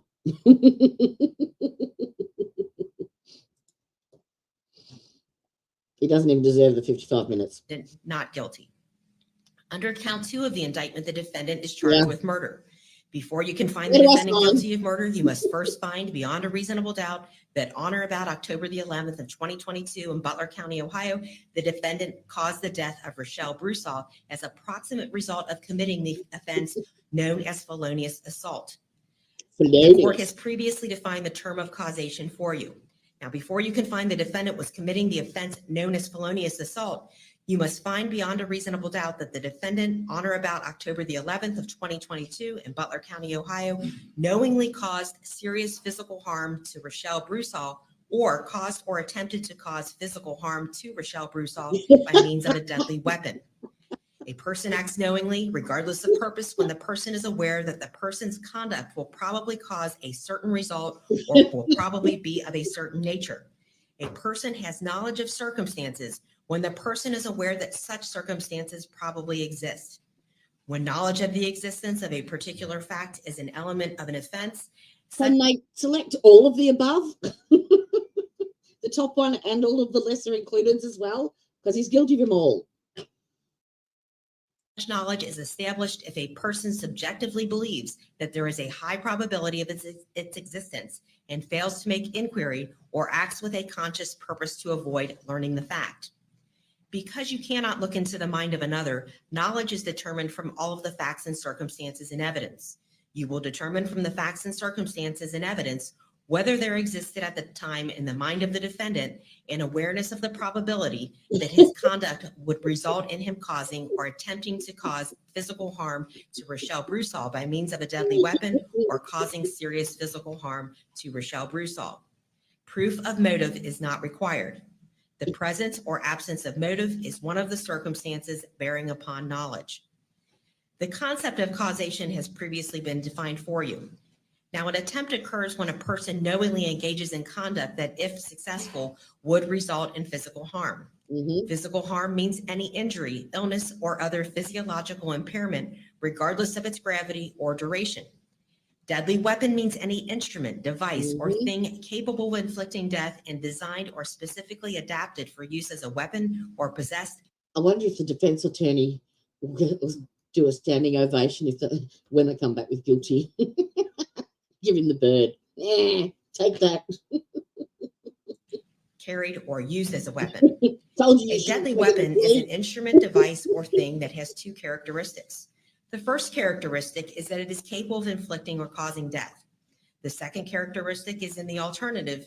Either the instrument, device, or thing was designed or specifically adapted for use as a weapon, such as a gun, billy club, or brass knuckles, or it was possessed, carried, or used in this case as a weapon. These are questions of fact for you to decide. Serious physical harm to persons means any of the following: any harm that carries a substantial risk of death, any physical harm that involves some permanent incapacity, whether partial or total, or that involves some temporary substantial incapacity, any physical harm that involves some permanent disfigurement or that involves some temporary serious disfigurement, any physical harm that involves acute pain of such duration as to result in substantial suffering or that involves any degree of prolonged or intractable pain. In count 2, the essential elements of the offense of murder are 1, that the defendant did, 2, cause, 3, another's death, specifically that of Rachelle Brewsaugh, 4, as a proximate result of the defendant's committing, 5, the offense of felonious assault, and 6, in Butler County, Ohio. If you find that the state of Ohio proved beyond a reasonable doubt all of the essential elements of the offense of murder, your verdict must be guilty. If you find that the state of Ohio failed to prove beyond a reasonable doubt any one of the essential elements of murder, then you must find the defendant not guilty. Under count 3 of the indictment, the defendant is charged with felonious assault. Before you can find the defendant guilty of felonious assault, you must first find beyond a reasonable doubt that on or about October the 11th of 2022 in Butler County, Ohio, the defendant knowingly caused serious physical harm to Rachelle Brewsaugh. The court previously defined all terms necessary for you to decide count 3. Those definitions apply here as well. In count 3, the essential elements of the offense of felonious assault are 1, that the defendant did, 2, knowingly, 3, cause, 4, serious physical harm to Rachelle Brewsaugh, 5, in Butler County, Ohio. If you find the state of Ohio proved beyond a reasonable doubt all of the essential elements of the offense of felonious assault in count 3, your verdict must be guilty. If you find the state of Ohio failed to prove beyond a reasonable doubt any one of the essential elements of felonious assault in count 3, then you must find the defendant not guilty. Under count 4 of the indictment, the defendant is charged with felonious assault. Before you can find the defendant guilty of felonious assault, you must first find beyond a reasonable doubt that on or about October the 11th of 2022 in Butler County, Ohio, the defendant knowingly caused or attempted to cause physical harm to Rachelle Brewsaugh by means of a deadly weapon. The court previously defined all terms necessary for you to decide count 4. Those definitions apply here as well.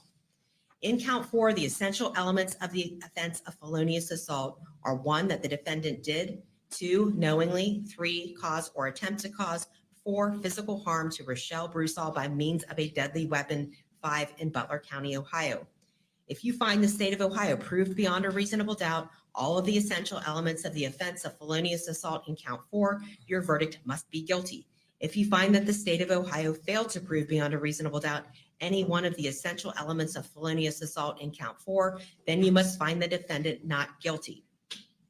You may not discuss or consider the subject of punishment. Your duty is confined to the determination of the guilt or innocence of the defendant and to the determination of any additional findings that may be submitted to you. In the event you find the defendant guilty, the duty of determining punishment is placed by law upon the court. You must not be influenced by any consideration of bias, sympathy, or prejudice.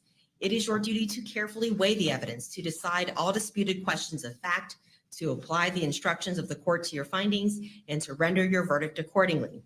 In fulfilling your duty, your efforts must be to arrive at a just verdict. Consider all the evidence. Make your finding with intelligence and impartiality and without bias, sympathy, or prejudice, so that the state of Ohio and the defendant will feel that the case was fairly and impartially tried. If during the course of the trial the court said or did anything that you consider an indication on the court's views on the facts, you are instructed to disregard it. You will be provided with a copy of these instructions. If during your deliberations you are in doubt about a portion of the instructions, you may request clarification. The foreperson must put your question in writing, stating specifically what is requested, and that communication must be delivered to the bailiff. Your initial conduct upon entering the jury room is a matter of importance. It is not wise to express immediately a determination to insist upon a certain verdict, because if your sense of pride is aroused, you may hesitate to change your position, even if you later decide you are wrong. Consult with one another, consider each other's views, and deliberate with the objective of reaching an agreement if you can do so without disturbing your individual judgment. Each of you must decide this case for yourself, but you should do so only after a discussion and consideration of the case with your fellow jurors.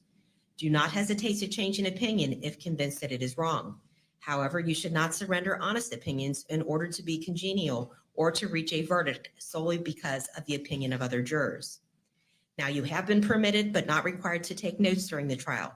You will recall that I instructed you prior to distributing the notepads that the decision to take notes was a purely personal one for each juror, based upon individual habit and preference. As I said at the beginning of the trial, note-taking does not make a juror necessarily a more careful auditor of the testimony or a better observer of a witness's demeanor. Obviously, the notes of the individual jurors are not in any way to be considered verbatim records of testimony. It cannot be overemphasized that an individual juror's notes are just memory aids for that particular juror. Now, our alternate jurors, you were selected to serve in the event of any misfortune to a member of the panel. It appears that everyone is well and able to continue. So fortunately, your services will not be required anymore at this point, and it will not be necessary for you to serve further. You are not to discuss this case or tell anyone how you would have voted until after this jury has returned its verdict. You will be excused when I leave the bench, and I would ask you to please leave your contact information with Mr. Halcomb in the event that one of the jurors is unable to continue, because you would be called back in and would then need to serve. So again, it is important that you not discuss this case until the jurors have rendered their verdict. On behalf of the public and the parties, I wish to express my appreciation for your services in performing this most important function. Now, the first order of business in the jury room is going to be to select a foreperson, and the court will place in your possession the exhibits and the verdict forms. The foreperson will retain possession of these materials and return them to the courtroom. The foreperson will see that your discussions are orderly and that each juror has the opportunity to discuss the case and to cast his or her vote. Otherwise, the authority of the foreperson is the same as any other juror. Until your verdict is announced in open court, you are not to disclose the status of your deliberations or the nature of your verdict to anyone else. Now, the verdict forms that I am talking about will look 100%, like this. There will be Darren. 4 of them. 100%. Each one has the case 100%. caption, and it will say, 155%. we, the jury, being duly impaneled, find the defendant, Toby Madden, and you're instructed to check 1. Not guilty or guilty, and there's 1 for each of the offense. 1 for count 1 murder, 2 for count. The second verdict form is for the second count of murder. The third verdict form is for count 3, felonious assault, and the 4th form for. Sharon, it's going to take them longer to pick a foreperson than it is to decide the verdict. Just saying. Count 4, felonious assault. And you'll see that there are 12 lines. In order to reach a verdict, each of you must sign in ink. Yep. Yep. After you have reached a verdict and you've signed those forms in ink, you will knock on the door and let Mr. Halcomb know that you have reached a verdict, and then we will return you to the courtroom. Okay, at this time, I'd like to invite counsel to sidebar. Let me check the poll. All right, 62% say under 2 hours, 12% under 55 minutes, and 25% of you say 2 to 4 hours. I'll leave it up for another couple of minutes and get your last votes in, and we'll see what the results are. I'm betting under the hour. Yep, under the hour. For shiz.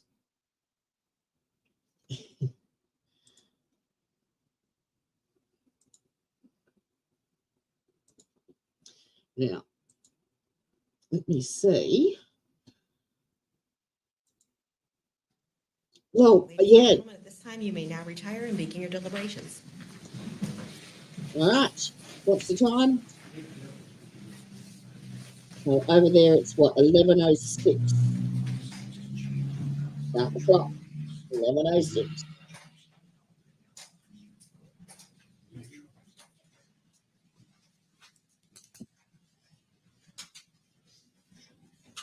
Well, let's say 11:10 to round it up by the time they get to the jury room. No, Teresa asked that question before. There's been nothing said at all about the dog, nothing at all. So I'm hoping that it's being well looked after. Well, probably maybe the daughter has it. I would think so. You would want your mum's dog, surely, especially if your mum's been taken. No, none. Nope, not a one. And then the defendant was asked if he wanted to take the stand, and he declined. And then before the jury entered,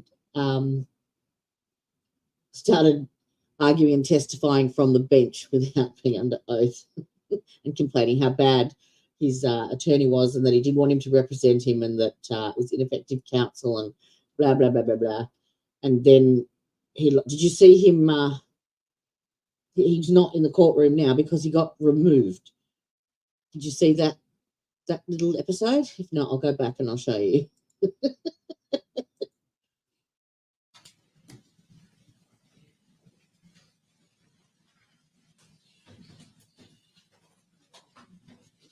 Right, so we're calling it 11:10. We create a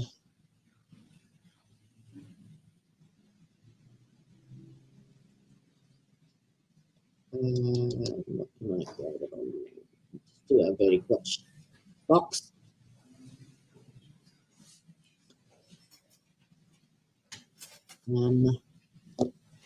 Okay, the jurors have been excused from the courtroom. If you kindly be seated, I do want to take up another issue. We have the issue of the repeat violent offender specification, and that is obviously something that if the jurors find the defendant guilty, the court will decide if that has been proven. Is there any evidence that the state wishes to introduce in the event that the court is required to make that finding?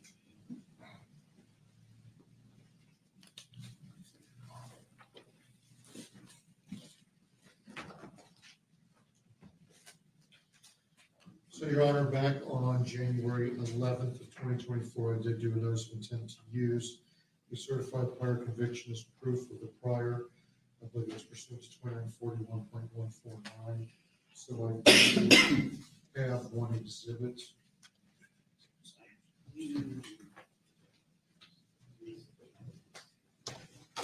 There's a sticker. I do have the certified prior conviction in terms of the first state's exhibit sticker. We can give an exhibit sticker they can use. Thank you. I believe defense counsel is yes.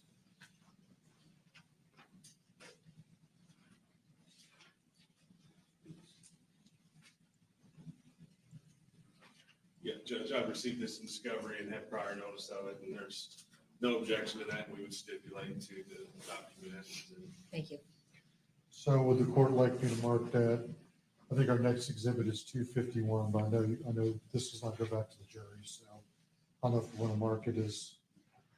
Well, let's mark it as 251, but we'll talk about how we should handle the exhibits because you're correct, Mr. Burris, that exhibit should not be before the jury. In fact, I'll just take possession of it at the bench and we'll make sure that it stays out of away from you. Yes. And I will consider this if it's appropriate to do so after the jury's verdict. Yes, Your Honor. Okay. So we do have a number of exhibits. I think we've talked about them quite a bit, but I would ask that counsel stay when we go off the record to make sure all the appropriate exhibits are going back to the jury. When you've collected them and agree that those are the appropriate exhibits, if you'd provide those to Mr. Halcomb, and then Mr. Halcomb, if you take those in for the jurors. Except in the anything that would be considered a weapon. If they wish to see that, they can ask Mr. Halcomb, and if it's okay with the parties, he will take that into them, stay in there while they look at it, and instruct them not to discuss anything while he's in the room. Is that okay with everybody? Yes. Yes, Your Honor. Okay.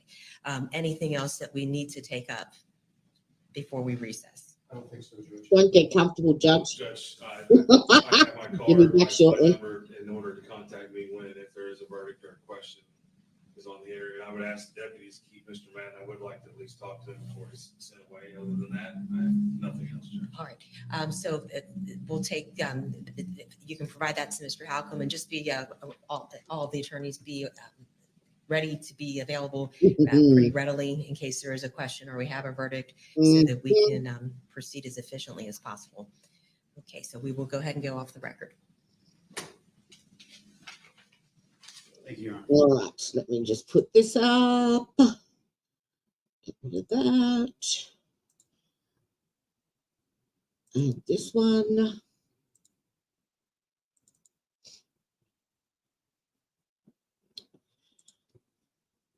Righto. So, what have we got?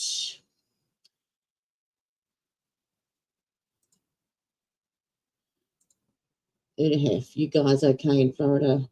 My granddaughter is in Tampa. Any news? Did it hit Tampa? Yes. Update us, Ineffective, on what's going on. I will see if I can find a channel that has some updates. Because I know Udahef is down that way. He's further inland, but his mum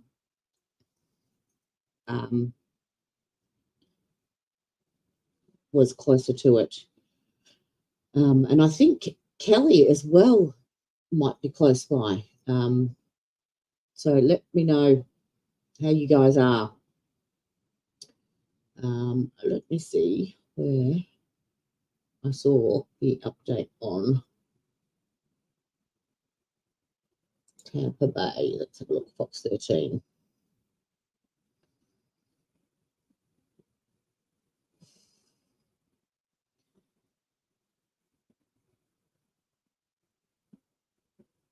Okay.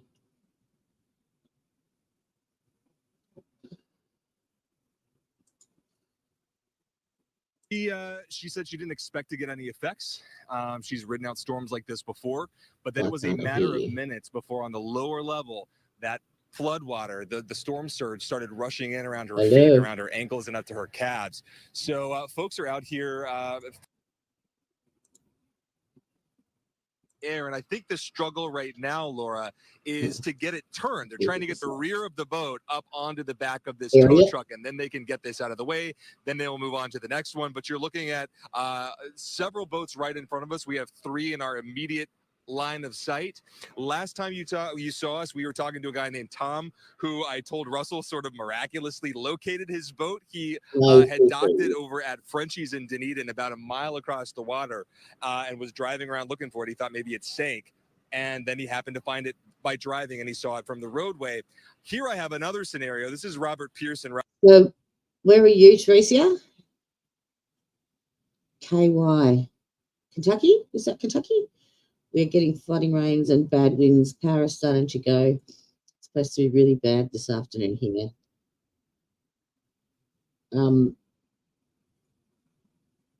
They said it was going to be a Cat 4 last time I saw when it hit landfall. So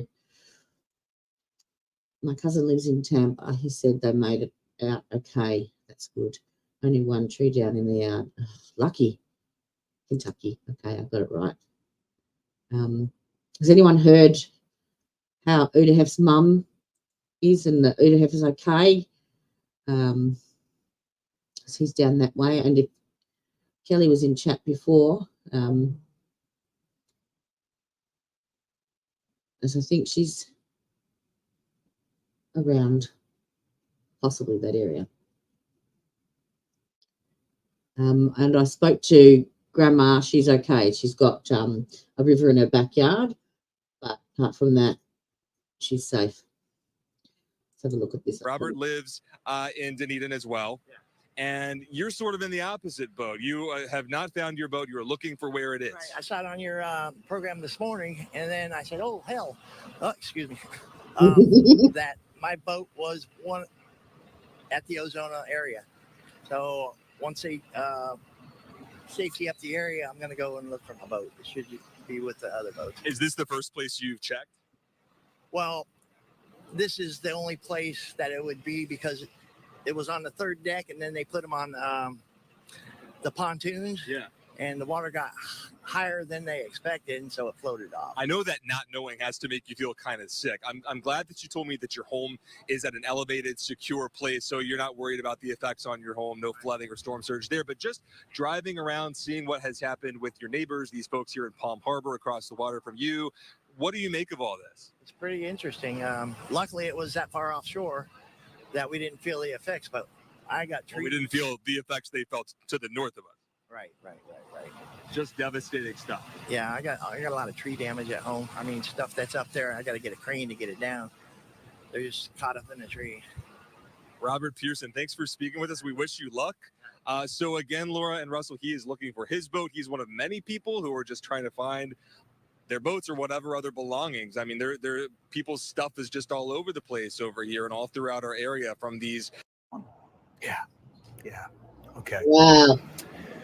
Thank you. See you later. Wow. Yes. Well, residents in St. Petersburg hit very hard from all of this. Wow. And we spoke to the homeowner who said that they did everything they possibly knew to do, including turning off the power before they evacuated. They prepped the house for water with caulk, with tape, lifted the furniture, did everything they knew they could possibly do. And yet their home appears to be a loss at this point. Well, it is a loss. We know that. And they were told by a neighbor that their house caught on fire in the wee morning hours, that firefighters came out and extinguished it at 5 a.m. And then several hours later, about 2 hours ago, it just reignited. And remember the stress and the priorities that firefighters are trying to wrangle. It created a situation where the house just continued to burn, and other homeowners nearby, neighbors, were worried that their houses might catch on fire too. Thankfully, they did not. And about 20 minutes ago, firefighters finally arrived, crossed, and they are putting out, well, 10 minutes ago, they were putting out the fire. Presumably, they still are or have already accomplished that. But it speaks to the danger, not just the electrical danger inside.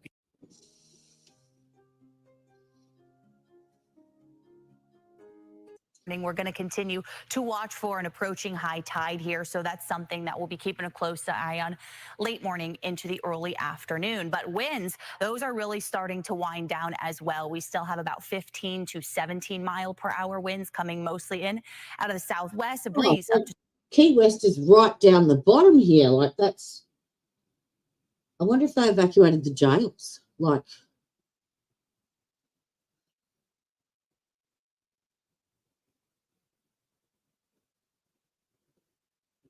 wow. So it's now headed up north past Florida, and it's headed up. By the look of that.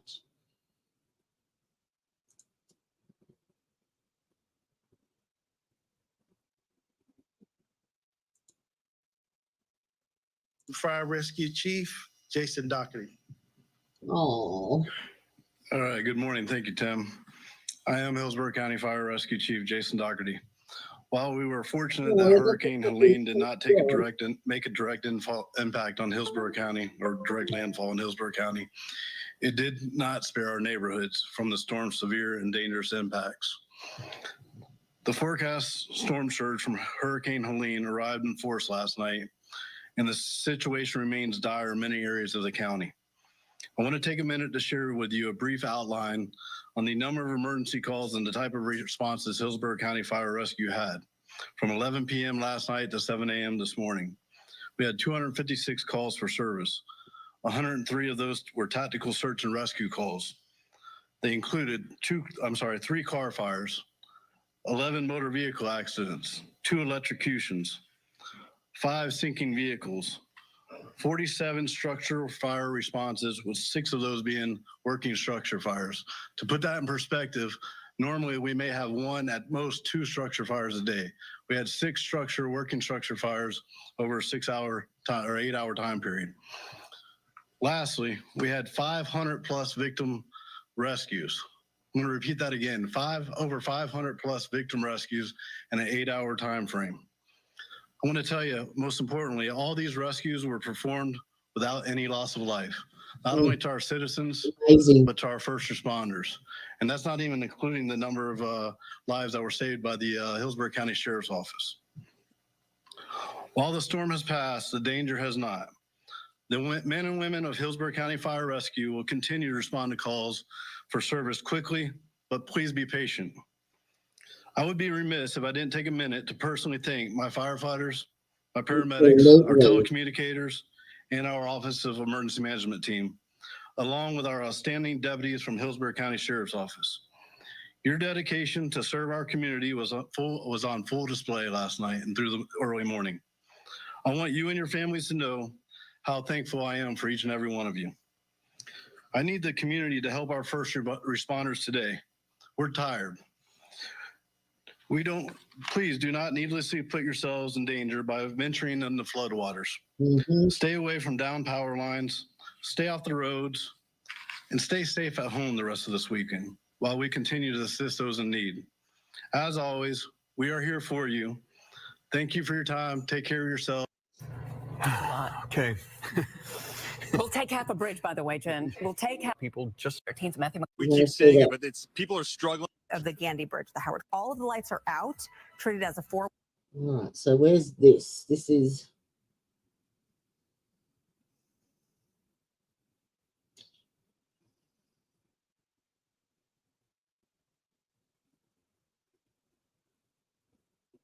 this must be inland.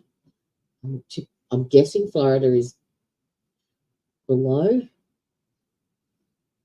I really should know my geography. Okay, Tampa. That's the top end of Florida, isn't it?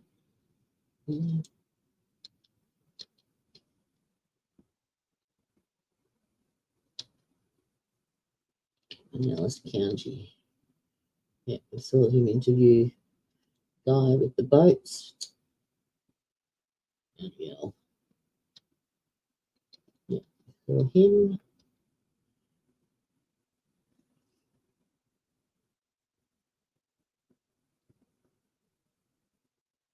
Where's that? Citrus County. As water rescues have been going on for literally hours. FWC taking over from the sheriff's office right now. The sheriff's office was out here at around 2:30 this morning, and then at around 6, they decided to switch because the sheriff told me that his crew had been out for literally 24 hours. So you could. I've been on one of those up in Darwin on a crocodile tour. They are so much fun. So much fun.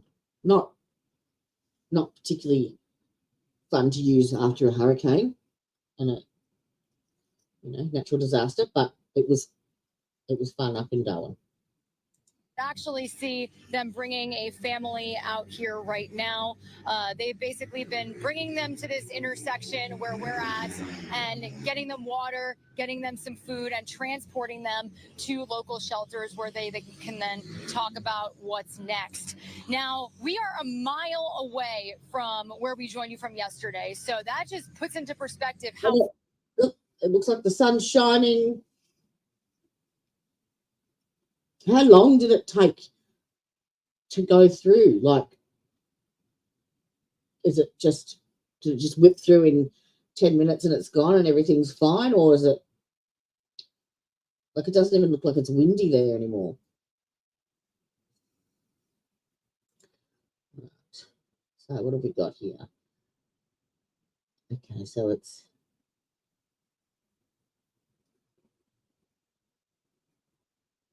It's heading north.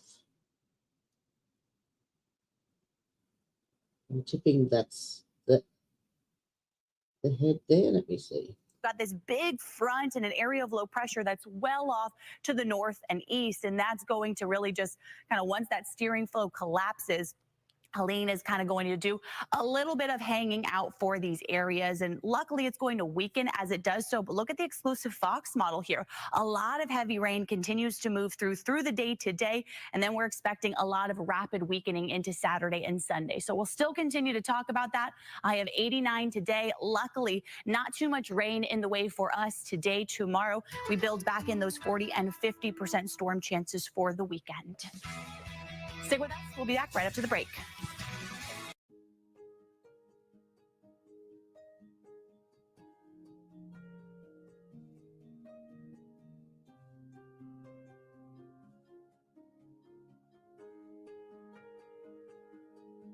Where's that?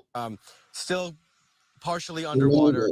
This is why folks are still not able to get to their homes. A lot of them are being stopped about a mile or so away down the road. They just want to see what their homes look like at this point. Everybody wants to know if their homes were damaged, and if so, how much damage and recovery effort are they going to have to go through in the coming days, weeks, probably months in some cases. Talked with Sheriff Al Neal. Right around 12:30 this afternoon. Cedar Key, it's not until early Friday morning where we see another high tide return. Clearwater Beach, 11 o'clock tonight. That's when our next high tide comes up. 2 o'clock in the morning for Tampa Bay, Sarasota, right around 12:15 tonight. So for a lot of areas, it's not until the early Friday mornings where we come up on our next high tide here. Wanted to play back our satellite loop from when Helene made landfall. That was a little after 11 o'clock tonight. You can see where that eye wall is just crossing ashore. This happened right around the Perry area, and this made landfall with 140-mile-per-hour winds. That put it into a powerful Category 4 hurricane. Luckily, a little bit of fast motion. So once it made landfall, it weakened and pretty quickly moved into parts of Georgia, South Carolina, where we're still continuing to deal with gusty winds and heavy rain continuing around this area. So Helene, now Tropical Storm Helene, but it is going to continue to cause a lot of heavy rain. You can see some of those bands kind of on the south side still moving through our area. So we talk about the potential for some rain today, but the dark red is the biggest outage. That's all in the Big Bend area. Several of those counties up there are completely without power. Right now, over 230,000 people in Pinellas County are without power. Nearly 47,000 are without power in Hillsborough. So if you are sitting without power, you are not alone. And crews are working to get the lights back on. Quick heads up, too, if you're using a generator, make sure it is not also come down. Now 45-mile-per-hour sustained winds. We're going to talk more details about where this storm is going next and if we'll see any additional impacts here heading into the weekend. And Val, we've been keeping an eye on the Bay Area bridges this morning because most of them are closed, but we're going to head over to St. Petersburg and power at the Northeast Sewer Treatment Plant to protect the plant from unprecedented storm surge. This impacts residents and businesses located approximately north of 30th Avenue and east of I-275 and Haynes Road, which is about a quarter of the city. Residents and businesses can contact the city's water resources line at 727-893-7261 to know if your address falls into the affected area. Again, that number 727-893-7261. Now, we are actively working on repairs to this facility, and it will take at later today, by tomorrow. But despite that, we're talking a lot of heavy rain, even into the Appalachians, the potential for some mudslides with very heavy rain coming down for some of those high elevation spots.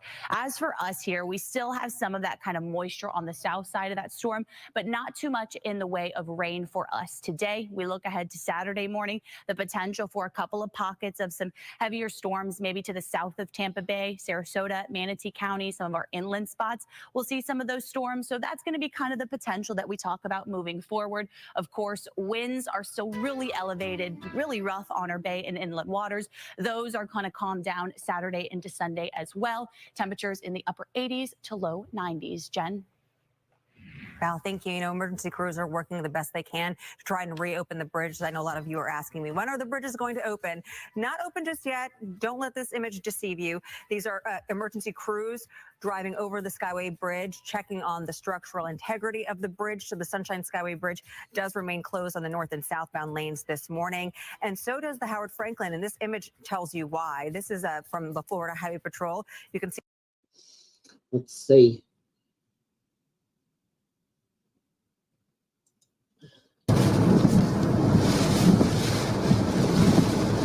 Whoa. Oh. Awesome. Holy crap. It's like a tree or something. I thought that was a car over there. Same. Yep, it's down power line.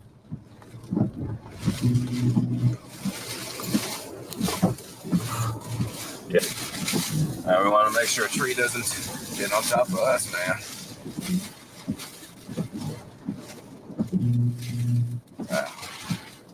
Driving in that with a down powered. Steinhatchee. Record storm surge.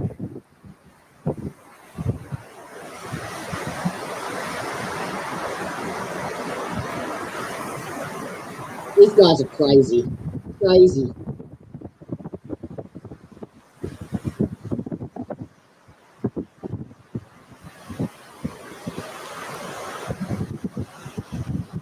Storm surge, Steinhatchee. Wow. It's 12:31 p.m. There's some homes that are underwater. This is the highway going in. That's pretty deep.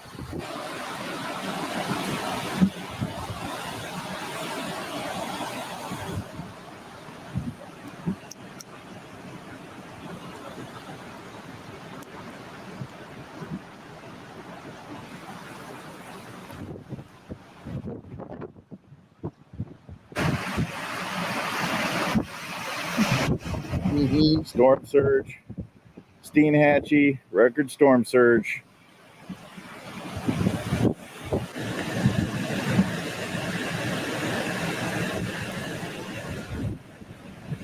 Look at these snap trees. All line up. Over the road.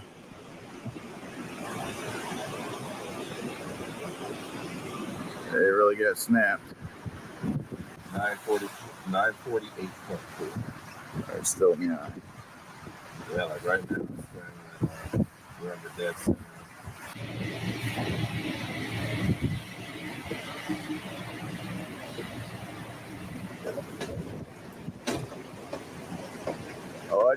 Oh, there goes a piece. One of the panels came off. Here comes a big one. Here comes a big one. Oh.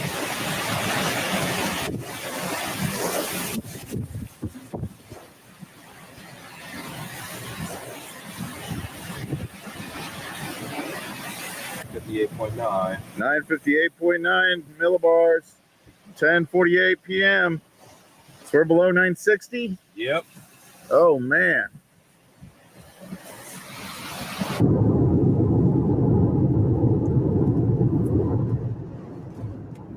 Whoa, lightning. A lot of lightning.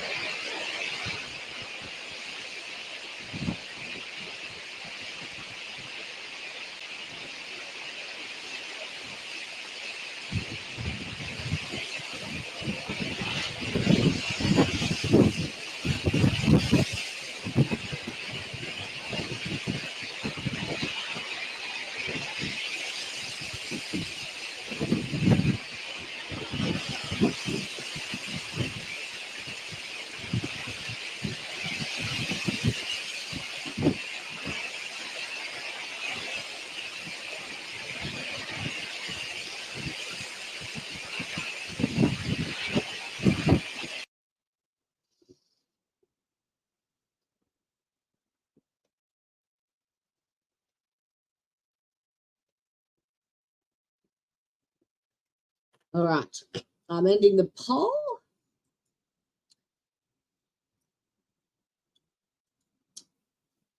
Oh, I know. They're crazy. Crazy. So,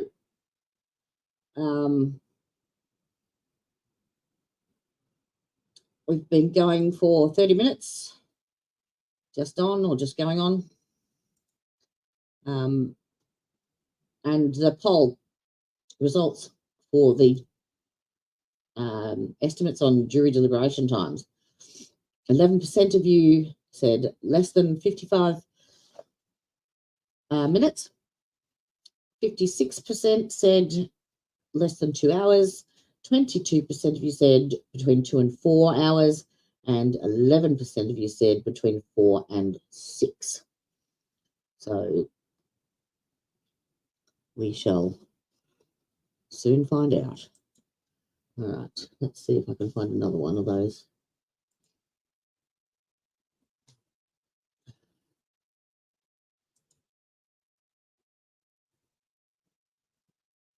Crazy storm chasers. Here we go. What's this one? Oh, you're mad. Really? People are walking in this?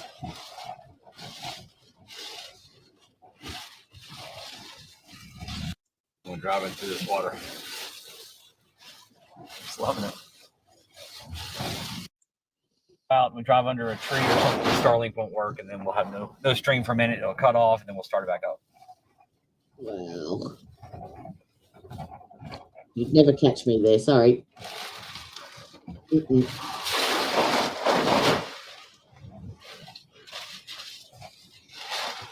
Bloody hell.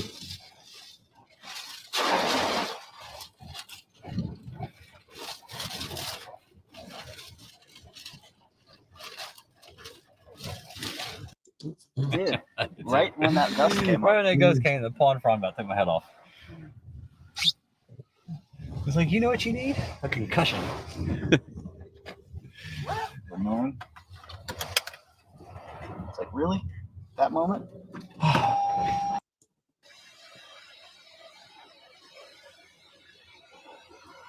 So this is Cedar Key.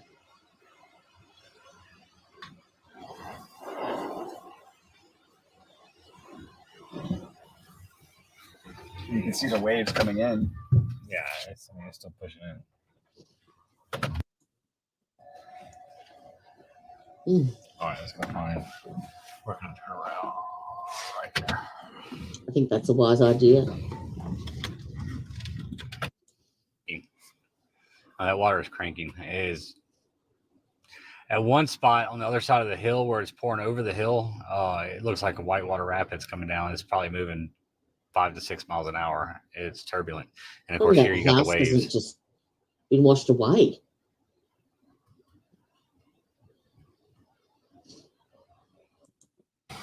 Okay. Oh my Lord! Look at my stream real quick. Oh.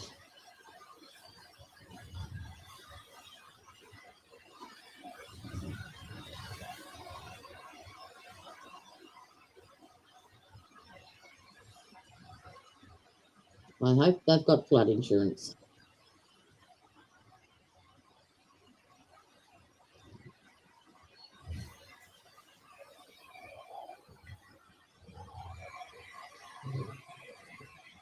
How's that?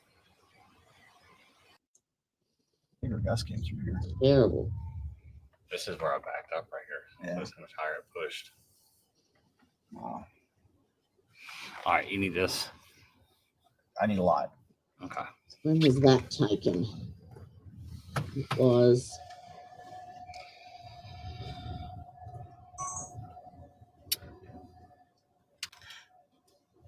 Step one, not driving around a lot when I'm doing it. Okay. I'm going to get this to a good spot. What in the world am I seeing floating right here? With lights on. Dock pilings. I think it's dock pilings, yeah.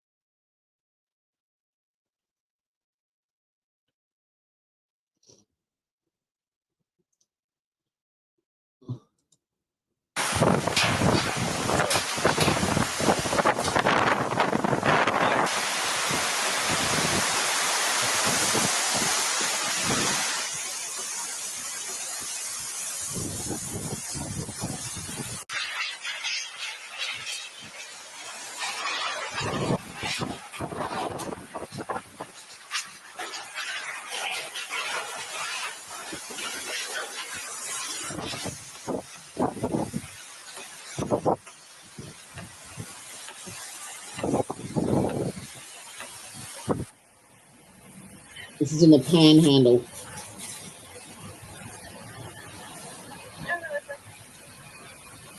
He's about supposed to turn it over.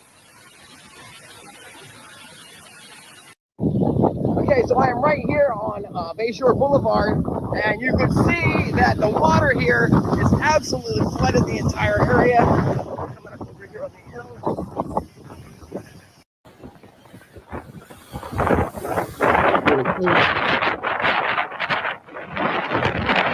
No, that's where he was before.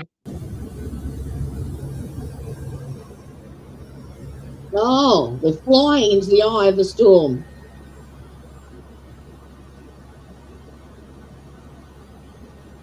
Oh, really?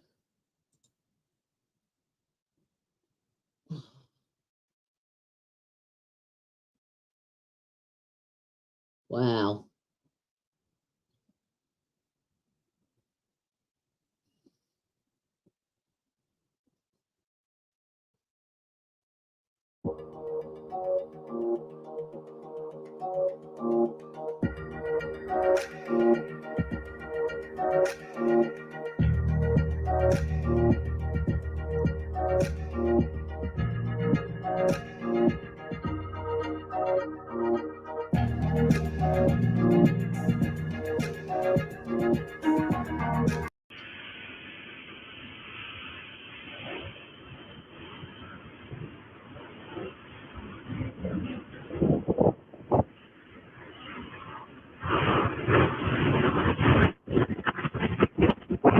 Oh.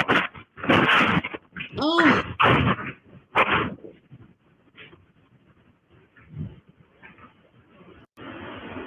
Wow. How quick is that? And there you can see the flashing distress alert. Oh. Oh, it's going. North Carolina. It's going. Oh. That was cool. Oh. It's going. Holler at your siblings.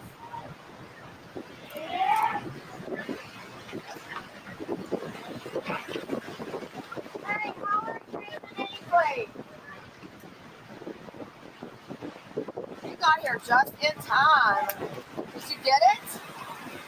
This is a home. This is a home, although vacant homes in Rodanthe, North Carolina.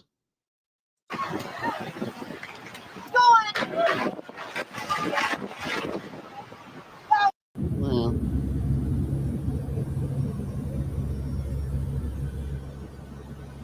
No, thank you very much.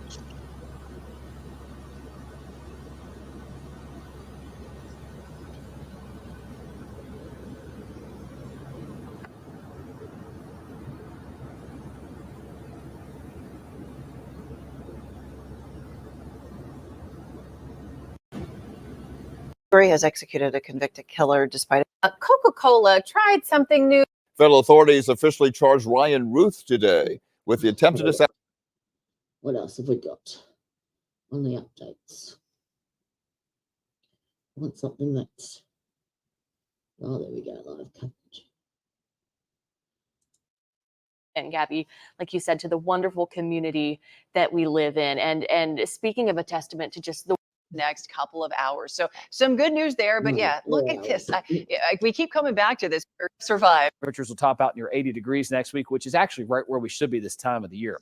Let's send things over to Pirella right now, monitoring those wind speeds from the sites we have. I was going to say 5 have survived so far, right? Only the strong survive. They've literally been blown out, unfortunately. Right now, what's registering 20, 30, 40 mile per hour gusts. So still on the stronger side, some of these gusts. But again, these will be gradually dying down now as we go into the next couple of hours. So some good news there. But yeah, look at this.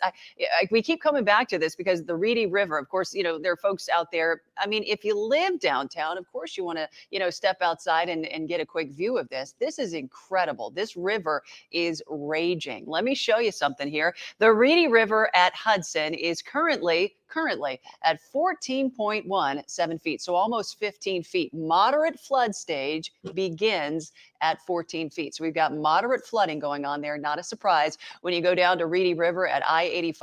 Those streams, those creeks in a lot of area neighborhoods, those are going to continue to spill out and swell in the coming days. The good news is that we've got some dry time heading our way. So as we go into tonight, should be a little bit cooler. The air mass won't be as humid. So for those like myself, like many of you without power and AC, hopefully that will be a little bit of a reprieve as we go into Saturday, Sunday, and on into next week. We've got a nice dry stretch of weather, which is excellent news. We need all the dry we can get. We were, very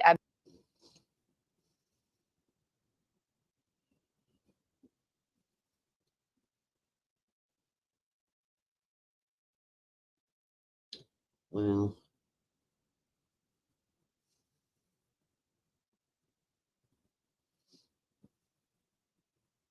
So all the bridges that join the Keys, I think, have been damaged by the looks of it.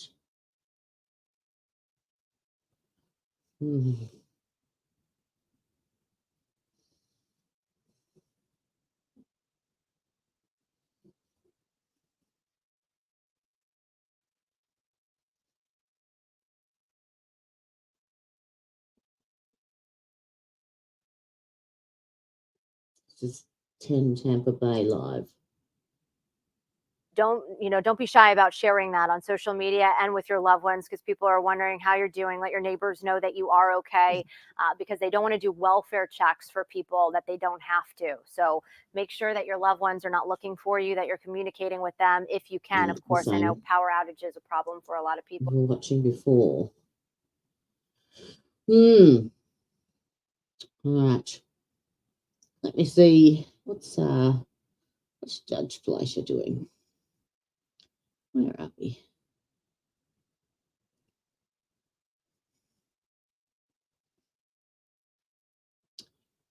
Where's it? There it is. Hello. Oh, smoking jacket. Very smart, Judge. I love Judge Fleischer.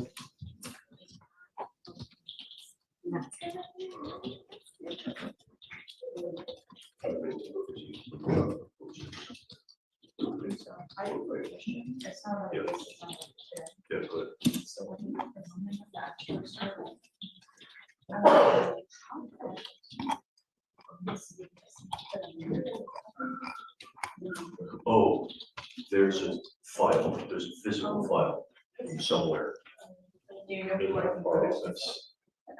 That's fine. She should know where her physical files are. But they are somewhere on the fifth floor, and you should be able to get them from there. Cool. Yeah.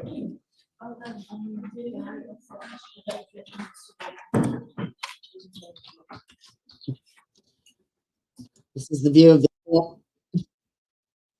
Someone's head.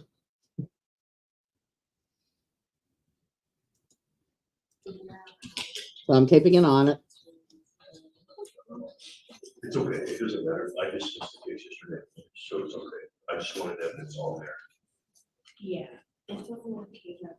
Okay.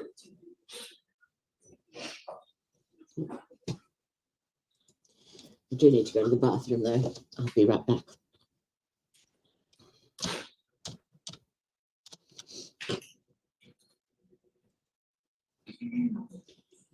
Enjoy Judge Fleischer's docket for today, for the moment. I'll be back in a minute. Wait for what? Are you talking about the one that's No. There's a constitution that. Okay, sorry. No, there's like a constituency based on there. That's the one where I'm gonna call him today, and if he doesn't answer these. They're right. It's all about it. No, Okay. that's it. Yeah, or then you're good.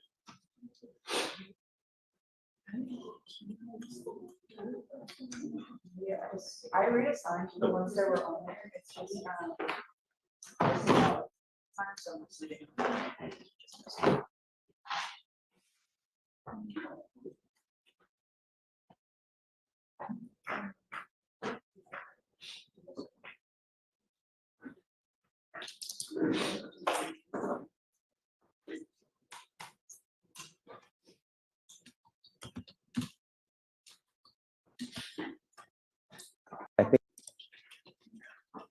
Come on up.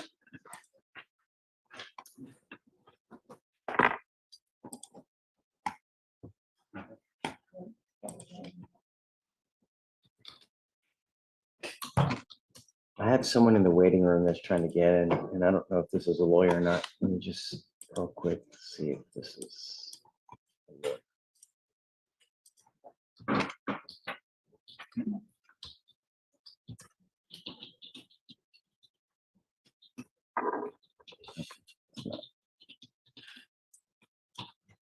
Okay, Page 1, Adam. Philip Adams. Yes, sir. Mr. Adams, you're charged with criminal mischief. You're facing a year in jail and or a $4,000 fine. We're going to do probable cause. You have the right to remain silent. Anything you say can or will be used against you. You have the right to have an attorney present during questions and interviews with the state of Texas. If you cannot afford a lawyer will be appointed to represent you, sir. Okay. On 9/20, officers were dispatched to 17460 Northwest Freeway in Harris County, Texas, in response to a road rage incident. Complaining witness was traveling on 290 when the defendant cut her off in traffic and began driving aggressively. Complaining witness exited and defendant followed her. Defendant pulled up next to complainant and threw rocks at her car, damaging the windshield. Complaining witness stopped at a parking lot and called the police while the defendant continued to circle her car. When officers arrived, defendant was gone and complaining witness provided physical description of car and license plate. Officers located D, who was at a nearby store via flock cameras. Defendant and defendant's car matched the description/license plate, and defendant was positively identified by CW. Mr. Adams, I'm going to find that there's probable cause to go forward to your case. I'm ordering you now as a condition of your bond not to have any contact with the complaining witness in this case and not to be in possession of weapons. Do you understand? Yes, sir. If you violate these conditions, I will arrest you, put you in jail, and make your bond extremely high. You will not get any more PR bonds out of us. Do you have a Texas driver license? Yes, sir. If I find that you drive like this again or have any more road rage incidents, I will take your ability to drive. Let me tell you that living in a city as big as Houston without the ability to drive blows. Do you understand? It really, really sucks. Don't force me to do that, but I will do it next time if I find that you do it again. Exercise patience. You never know who you're messing with. They might have a gun. You know how many people get shot in Houston because of the same thing? So I'll have you go to Victoria, sign a reset. I'm going to have you then take a seat in the jury box. I'll get your bond conditions. We'll have you sign it, and then we're going to let you go.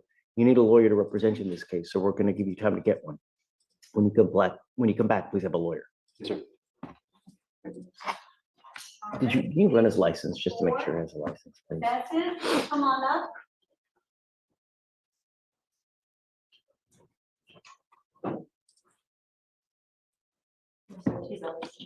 Okay, good.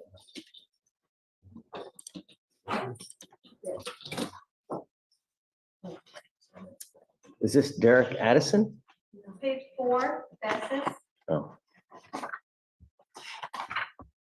Good morning, Mr. Bessis. Mr. Bessis, you're charged with interference with the duties of a public servant. You're facing up to 6 months in jail and or a $2,000 fine.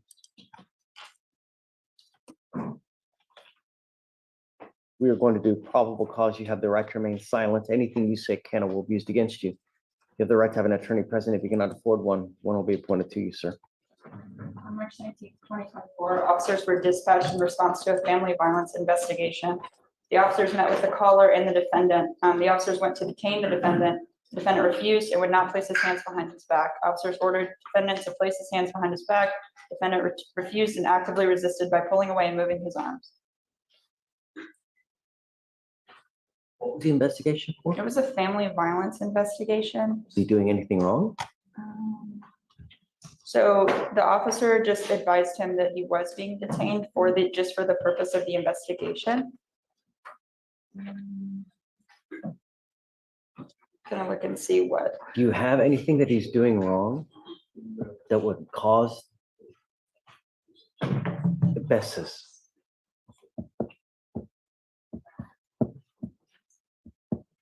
I'm taking a look, Judge. Sure, take your time. There's no rush, really. I just want to make sure we get it right. That's it. You know. So the complainant has told officers that the defendant began throwing things onto the floor, and he was upset and started to become verbally aggressive towards the complainant. The complainant stated that the defendant wrapped his right hand around the complainant's neck and pulled him down to the floor. And so they came to investigate, and then he's just, okay. Mr. Bessis, I'm going to find that there's probable cause to go forward with your case. Tell me, what do you do for a living, sir? Currently, I'm retired. Retired military, and then I just started on my Social Security. How much do you get from Social Security a month? Okay.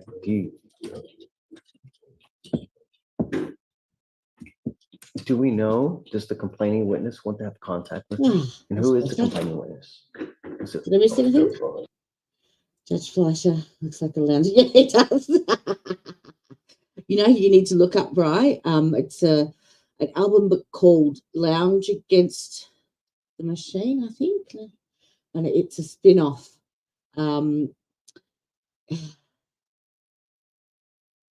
What's their names? I'm gonna have to Google and try and find it. But I think it's called Lounge Against the Machine. It's Richard Cheese.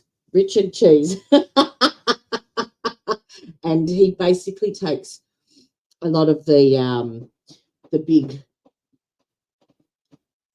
bigger songs and turns them into like a lounge, you know, lounge music. It's really funny.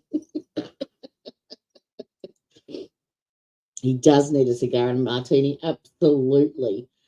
Yes, the old smoking jacket. Looks like it's velvet too. Tie, not a bow tie today. Let me just check court. Nope, nothing there. So we've been going for, we're about 50 minutes. So 5 minutes before the first lot of the poll are out of the equation. Stepdaughter? Stepfather. Stepfather. Stepfather. How old is his stepfather? 83. Just a misunderstanding. Don't. But how much trouble can an 83-year-old create? Come on, man. It's like a little kid. You wouldn't like it sound. All I need to know is whether he wants to have contact with you or not. Because if you're acting aggressive and not being nice to him, I'm going to forbid you from having contact with this person. And if you live with this person, then that means you're not going to be able to live with him. Yeah. I mean, that was Well, you're saying that, but I don't know what his side is. Do you guys know? I don't, but I can try to give him a call. Let's do that. So what I'm going to do, Mr. Bessis, now is I'll appoint you a lawyer, and we're going to have the DAs reach out to him to see what he wants. I want to honor what his wishes are. And if he says he doesn't want to have contact with you, I'm going to order you not to have any contact with him. If he's okay with it, then I'm going to order you not to have any threatening or harassing contact with him. What you also need to understand is what is threatening or harassing doesn't matter what you think. It's how he perceives.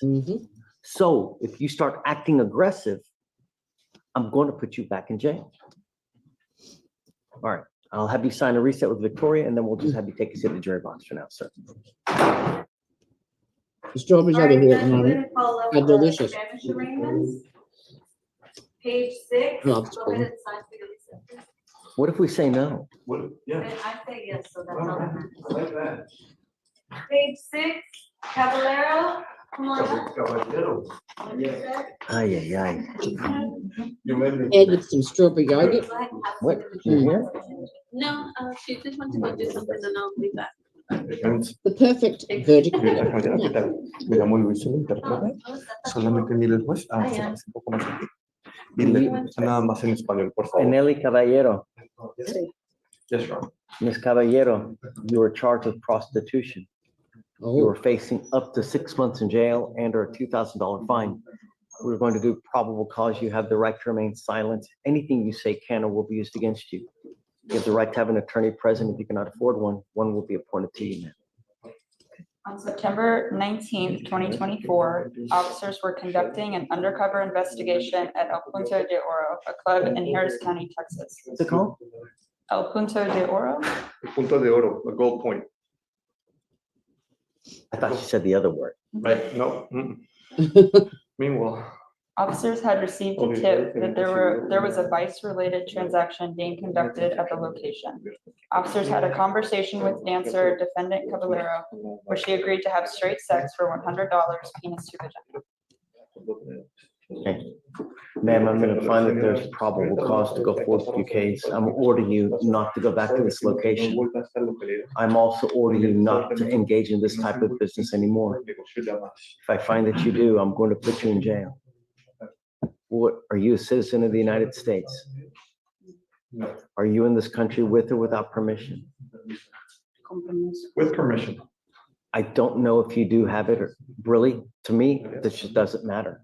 But you need to know that if there's any problem with your immigration paperwork and you go to jail and immigration finds you, they will put an immigration detainer on you and you will sit in custody until this case is over.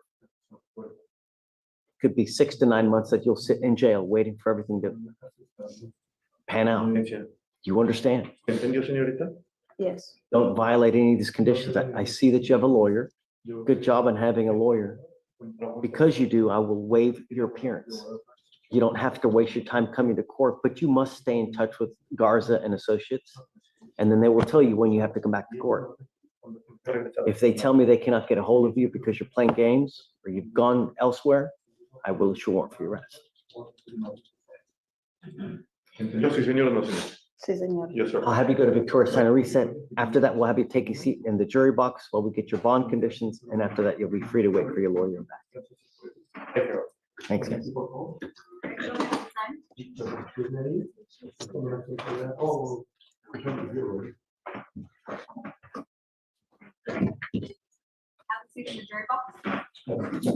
Next judge is page 6, Halel Perez.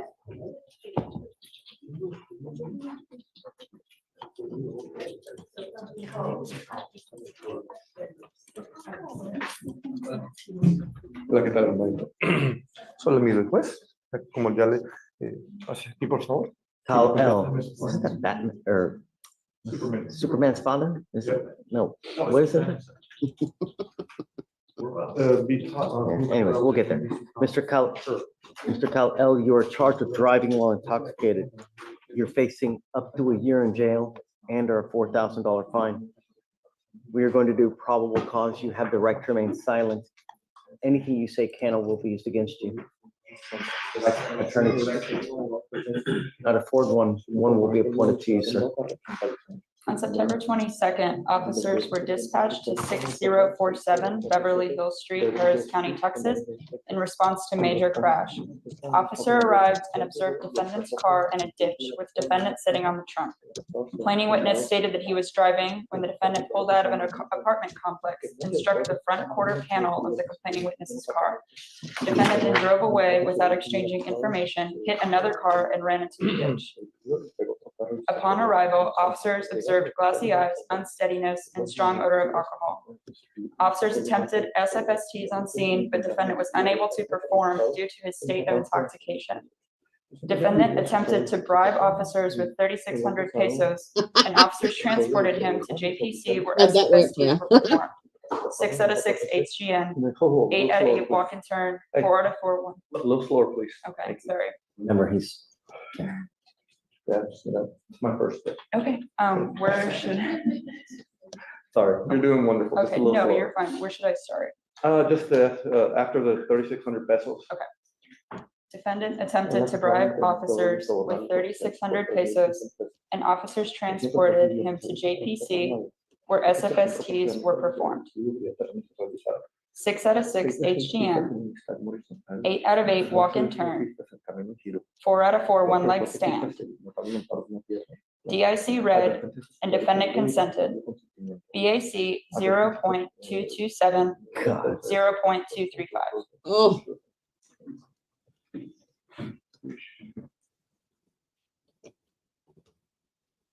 That's a high blow. Mr. Kyle L. Perez, I'm going to find that there's Said the probable dwarf. cause to go forward with the case. Are you a citizen of the United States? No. Are you in this country with or without permission? Permiso, sin permiso. No. What happens if you go to jail?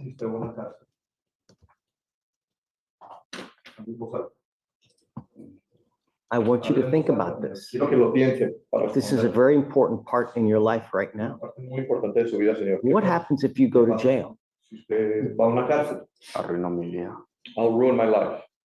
Yes. What else? ¿Y qué más?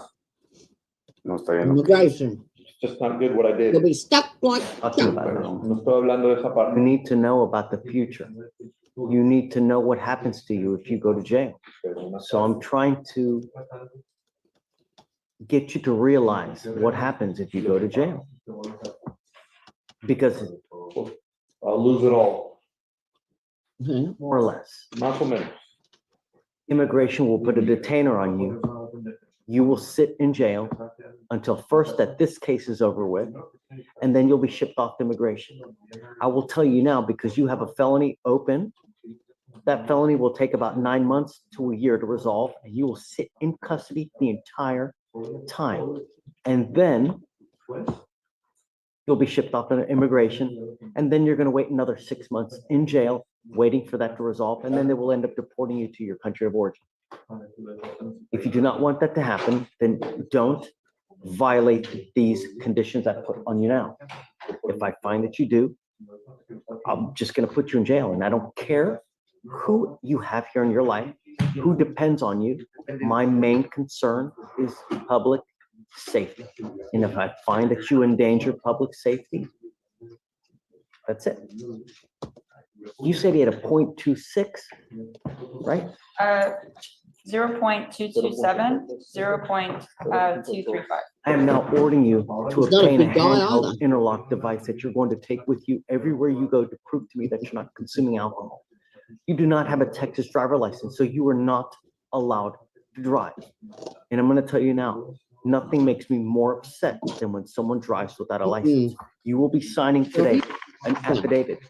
This is a promise you're going to make to me that you're not going to drive. If I find that you do, I will have a contempt hearing.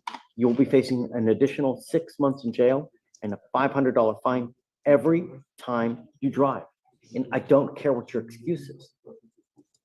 Do you understand? ¿Qué, señor? Sí, señor o no, señor. Sí, señor. Sí, señor. Sí. Muchas gracias.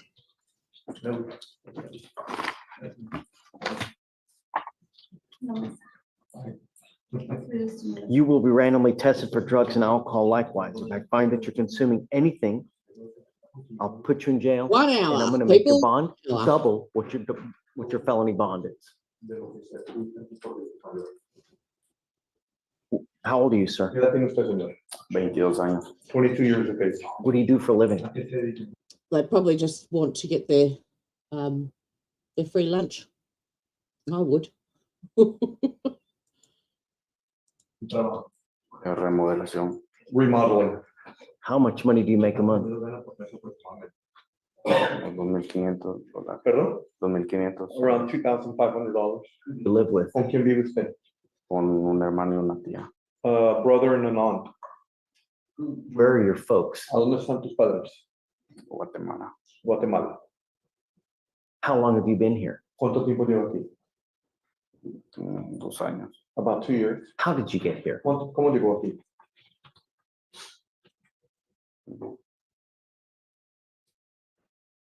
How did you get here? ¿Cómo llegó aquí? Cruzando. I crossed over. We do not want people in our country Personas aquí en nuestro país if they're going to create trouble. van a crear problemas. And we have places for people who are here who take advantage of our country. You are not in this country with permission. You are not allowed to be here. At a minimum, you should not be creating trouble. One false move, I'm going to light you up. And I want you to understand that. Do you understand? ¿Usted entendió, señor? Sí, señor. Yes, sir. Let's have him apply for an appointed lawyer. Okay, so no issue. I will have you come up here, swear to us that you're not gonna drive. I don't care that you're 22. Your age makes no difference to me. All that matters to me is if you're a danger. You have been given a warning now. Heed this warning because you will not get another one. No alcohol, no drugs, did you get everything? Okay, got it. All right, come on. Is Samuel.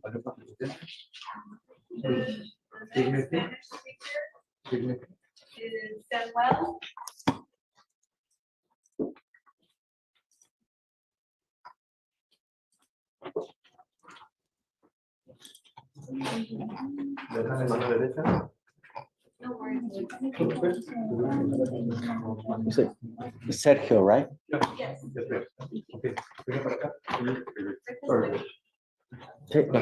No rush. Solo miro el juez y le contesto en español nada más, por favor. Sergio Samuel. Mr. Samuel, you're charged with driving while intoxicated. You're facing up to a year in jail and or a $4,000 fine. We're going to do probable cause. You have the right to remain silent. Anything you say can or will be used against you. You have the right to have an attorney present. If you cannot afford one, one will be appointed to you, sir.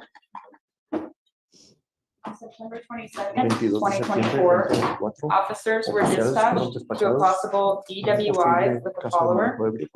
Deputies arrived and conducted a traffic stop at the 5800 block of West Park Tollway, which is a public highway in Harris County, Texas. The caller observed the defendant strike the left and right barrier walls and nearly striking other vehicles.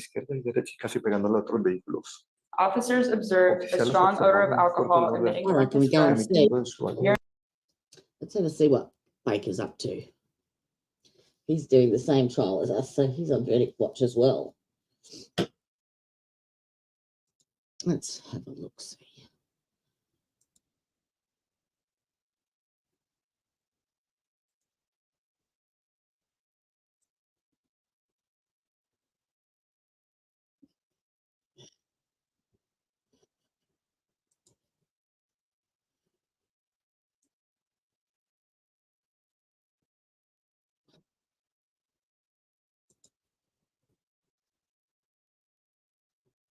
Anything on Twitter, Jamie?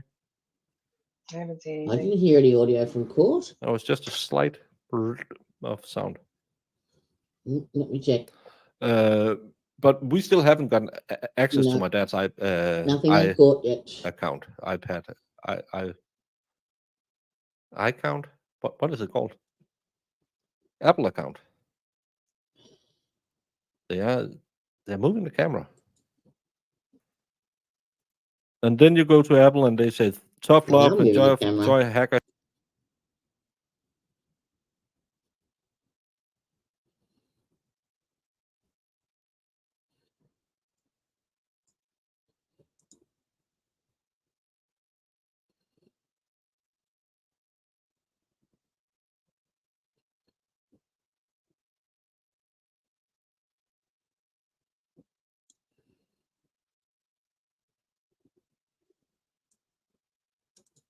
Oopsie.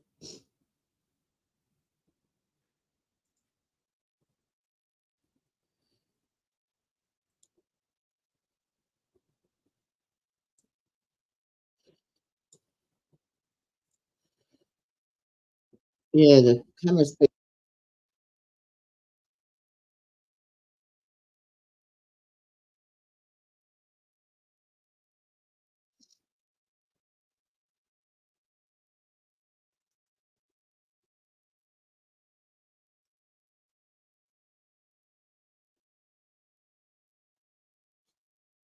All right, Baker's gone to go and heat up his dinner. Oh. What these new headphones and the thing keeps. I actually think I might have it in the wrong hole. Hang on.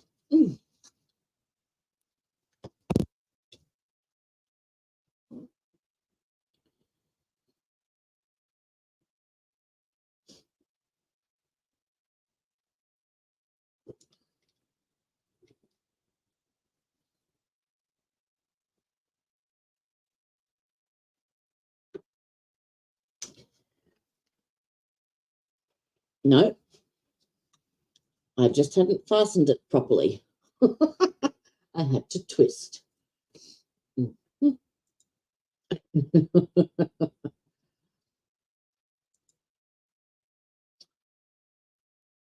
All right, so nothing happening in court.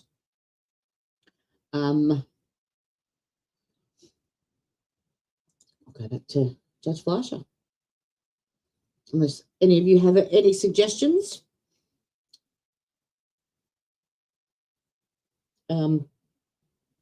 If you guys, anyone's got a webcam and you want to download the free version of StreamYard and you're interested, you are more than welcome to come and have a chat with me up here if you like. I'll put the link in the chat. You can come and join me for a chitty chat. You don't have to put your face on. You can leave your avatar.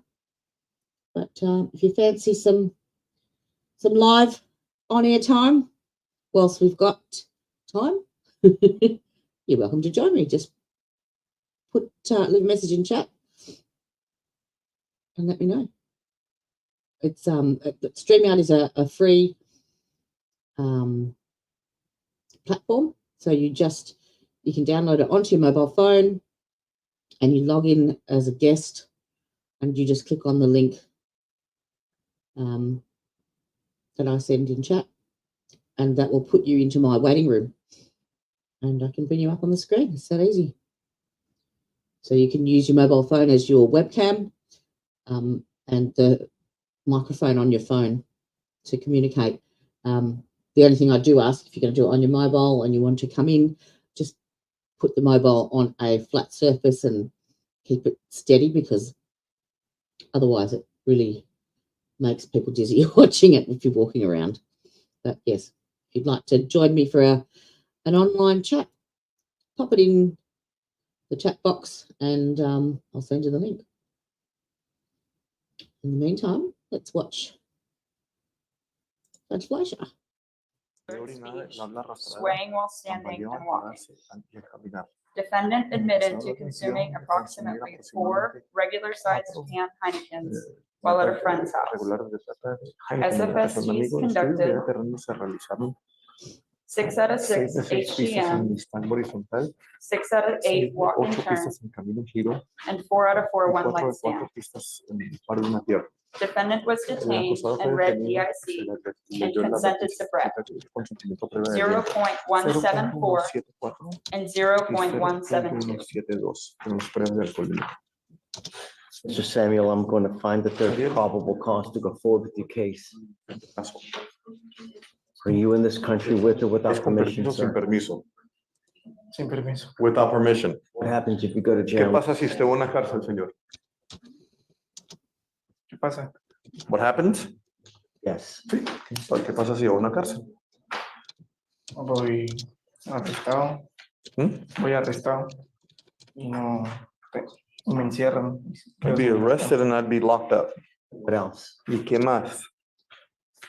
Y hay probabilidades que pues me puedan mandar para mi país. And there's possibilities that I could be sent back to my country. That's what I want you Eso es lo que to yo quiero que usted understand, entienda. realize what you are Y facing. realice lo que está enfrentando cuando va a una cárcel. Sí. You will sit there for about 6 to 9 months. 6 a 9 meses That's to happen. esperando para que eso pase. You're not in this country with Usted no está en este país. You're not here.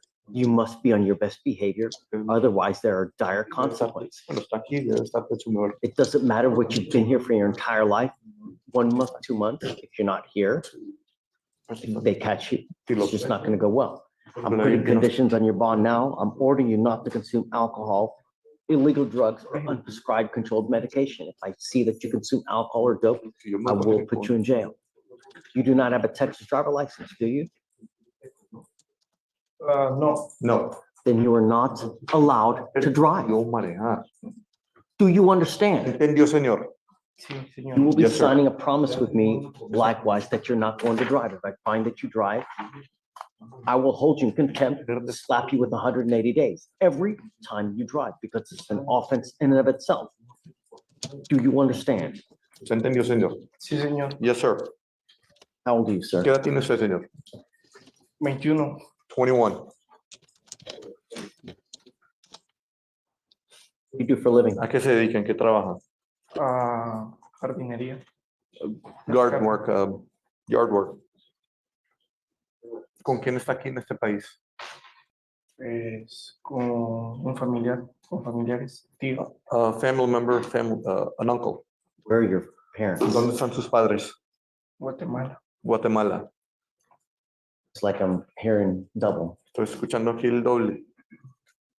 They just send you here by ¿Ellos yourself. simplemente te mandaron aquí a solas?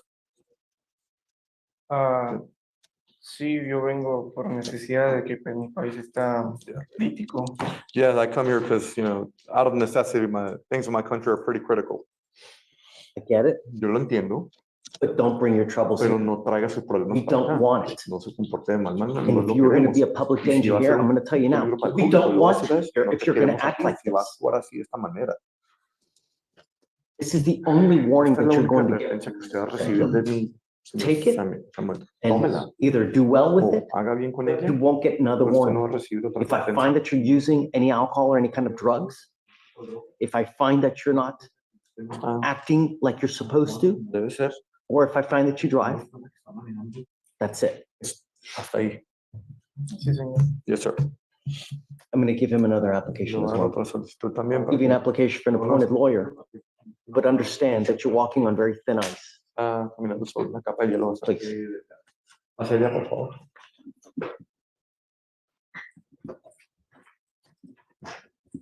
Deliberations have been going for about an hour and 10 minutes.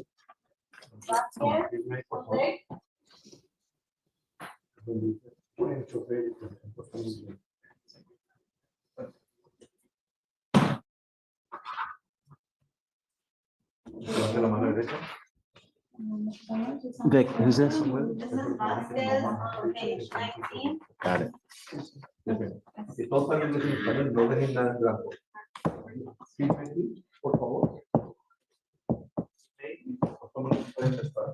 Hola, Javier. Perdón, no molestes. Sorry about the wait. Solo miro el juez y le contesta en español. ¿De dónde eres? Guatemala. We just had this gentleman. Somebody keeps walking past the camera in the courtroom with someone with a bald head, and I keep going, ooh, movement, ooh, movement. Here because this gentleman had a public lewdness case where he was public lewdness, apparently and allegedly having sex in a car with another woman, and now he's picked up a new case. Judge, you haven't lived. Sorry. I'm sorry.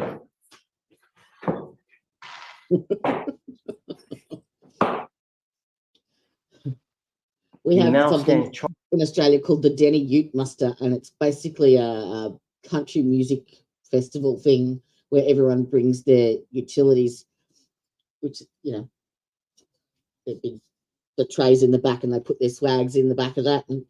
And that's pretty much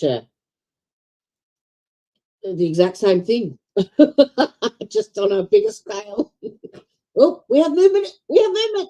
Woohoo! 21675. Mr. Burris and Mr. Hahn are present on behalf of the state of Ohio, and Mr. Wilder is present on behalf of Mr. Madden. Mr. Madden is appearing remotely at another location in this building, and he is able to hear these proceedings. Okay, so I've been advised that the jury has a verdict. However, some concerns were brought to my attention during the recess that I'd like to address at this time, and I'd like to ask Sergeant Owens to please take the witness stand. So that was an hour and 15 minutes, people.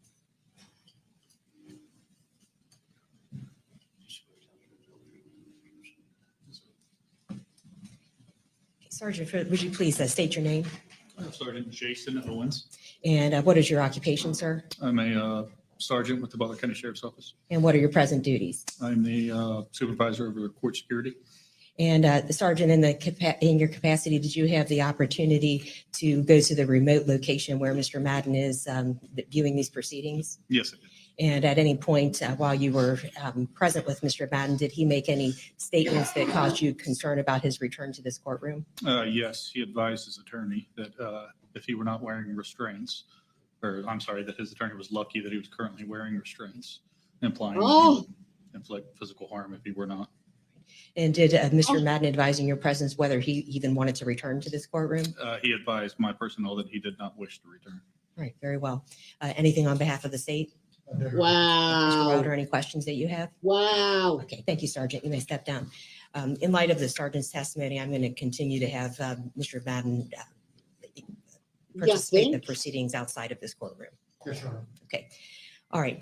So I understand the jury has reached a verdict, and we are waiting on the state's representative. You should be here momentarily. Okay, well, we'll go off the record for just a moment.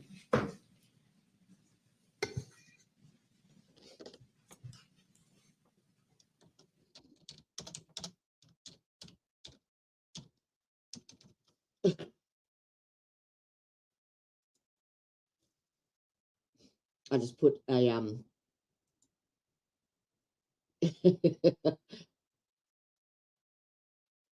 I just entered Baker's chat and put in what a knob.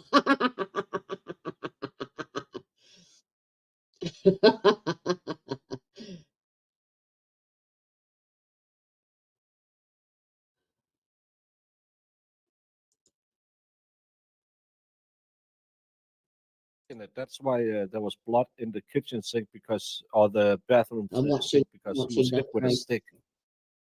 What? And then he just kept going on and on and on, and the judge threw him out. He seems a little upset. That's yeah. Who are back in that fight? The lawyer. The lawyer's just doing his job. Yeah, he seems like a nice fella. Yeah, but Madden didn't look too fit either. What a knob. Exactly. At this time. Okay. Yeah, sadly no. We're back.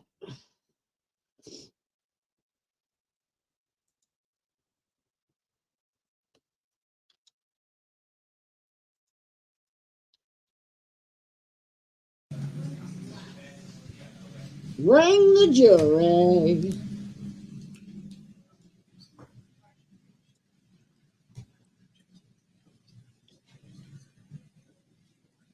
No one's going to be surprised by this, are they? Really?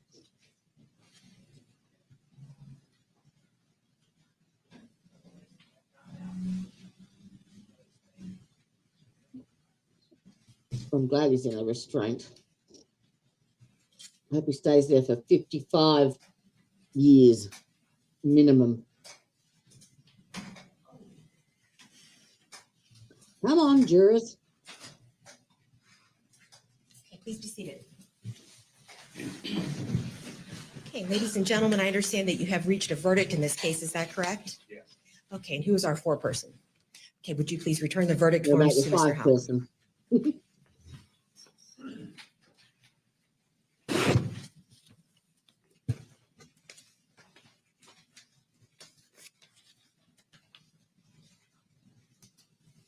What do you reckon, people? Put it in chat. Put it in chat.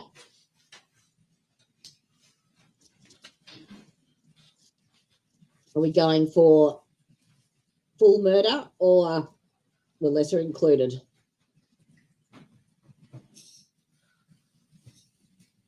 Come on, Judge, read faster.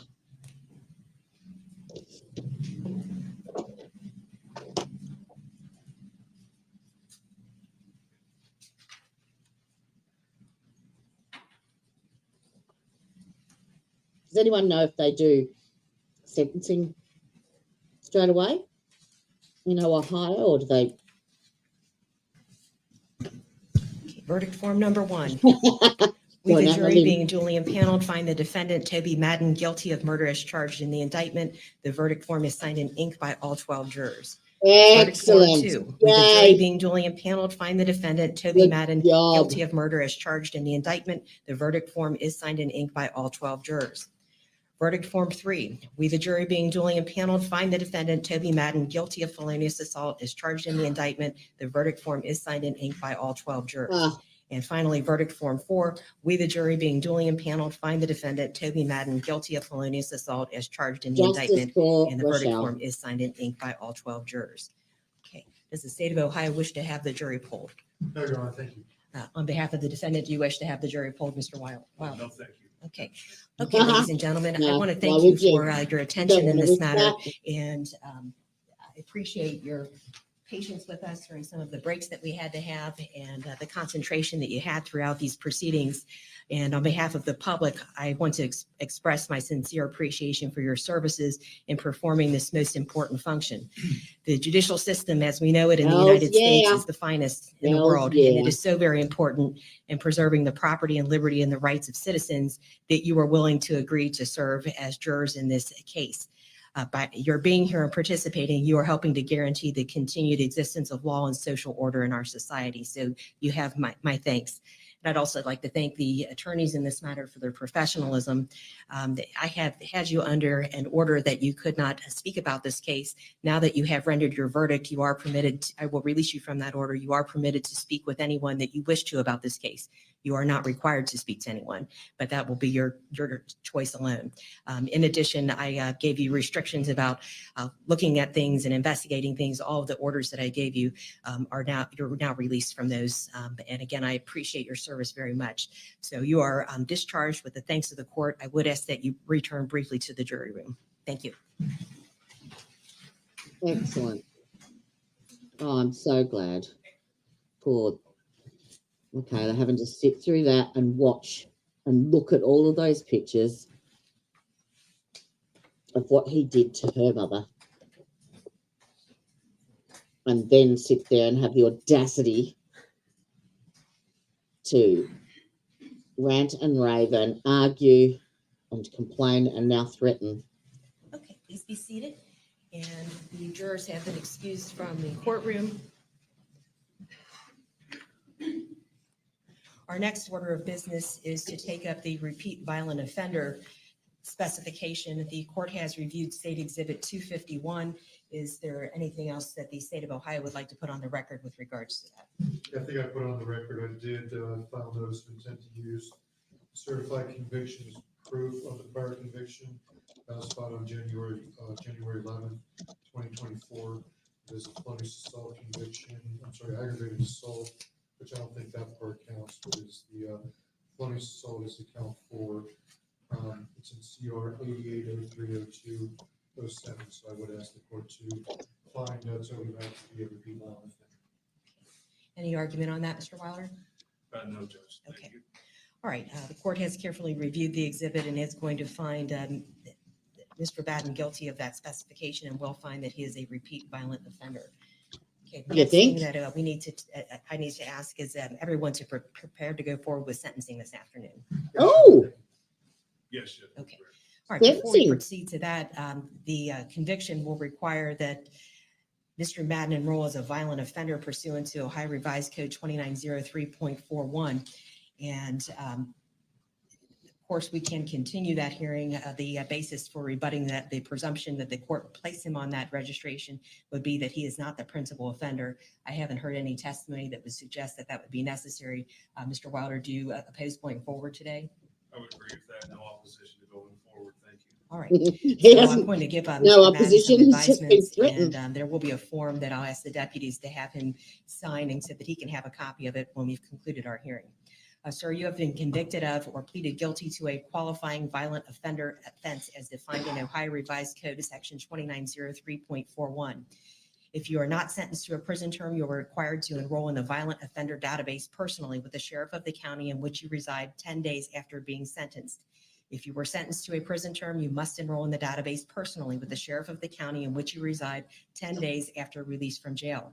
If you are an out-of-state offender, you must enroll in the database personally with the sheriff of the county in which you reside or occupy a dwelling within 10 days of either one, residing or occupying in a dwelling in Ohio for more than 3 consecutive days, or 2, residing in or occupying a dwelling in Ohio for an aggregate period. Wait for it.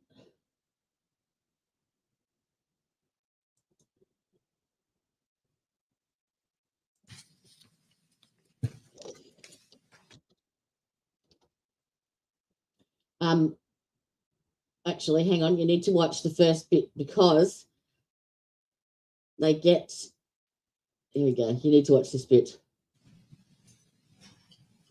They call in one of the deputies because the judge was concerned Sergeant, about would you some please state your behaviour. name? Sergeant Watch Jason this. Owens. And what is your Before- occupation, sir? I'm a sergeant with the Butler County Sheriff's Office. And what are your present duties? I'm the supervisor over court security.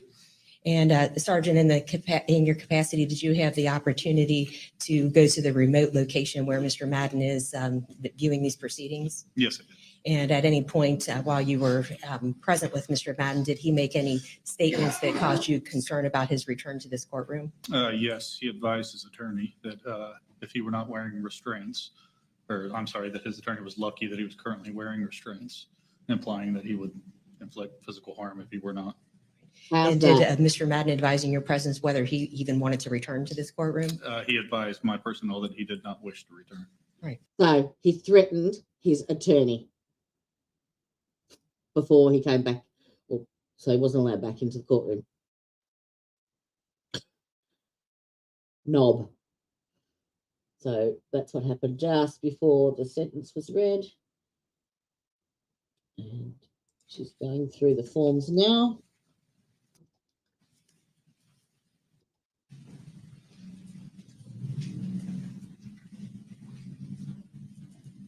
Funnily enough, the defence attorney didn't want to poll the jury. I'm not really sure why. Verdict form number 1. We, the jury, being duly impaneled, find the defendant, Toby Madden, guilty of murder as charged in the indictment. The verdict form is signed in ink by all 12 jurors. Verdict form 2. We, the jury, being duly impaneled, find the defendant, Toby Madden, guilty of murder as charged in the indictment. The verdict form is signed in ink by all 12 jurors. Verdict form 3. We, the jury, being duly impaneled, find the defendant, Toby Madden, guilty of felonious assault as charged in the indictment. The verdict form is signed in ink by all 12 jurors. And finally, verdict form 4, we, the jury, being duly impaneled, find the defendant, Toby Madden, guilty of felonious assault as charged in the indictment, and the verdict form is signed in ink by all 12 jurors. There you go. Does the state of Ohio wish to have the jury polled? No, Your Honor, thank you. On behalf of the defendant, do you wish to have the jury polled? So- Mr. Wilder? All right, then the court will merge counts 2, 3, and 4. We're starting into count sentencing one, and right we will now. Proceed with sentencing on count 1. Okay. Is there any mitigation that you'd like to offer on behalf of your client at this time, Mr. Wilder? Judge, anticipating Mr. Madden will file an appeal in this case, which I will do for him. I have nothing further to say. I would note that I believe the RVO specification and any sentence on that would be discretionary as opposed to mandatory, but nothing further. All right, at this time, I would ask our information technology specialist to please unmute the video feed. And Mr. Madden, if there's anything that you'd like to say on your own behalf, you're welcome to say it at this time. Well, I would like to say something, Your Honor. I found it.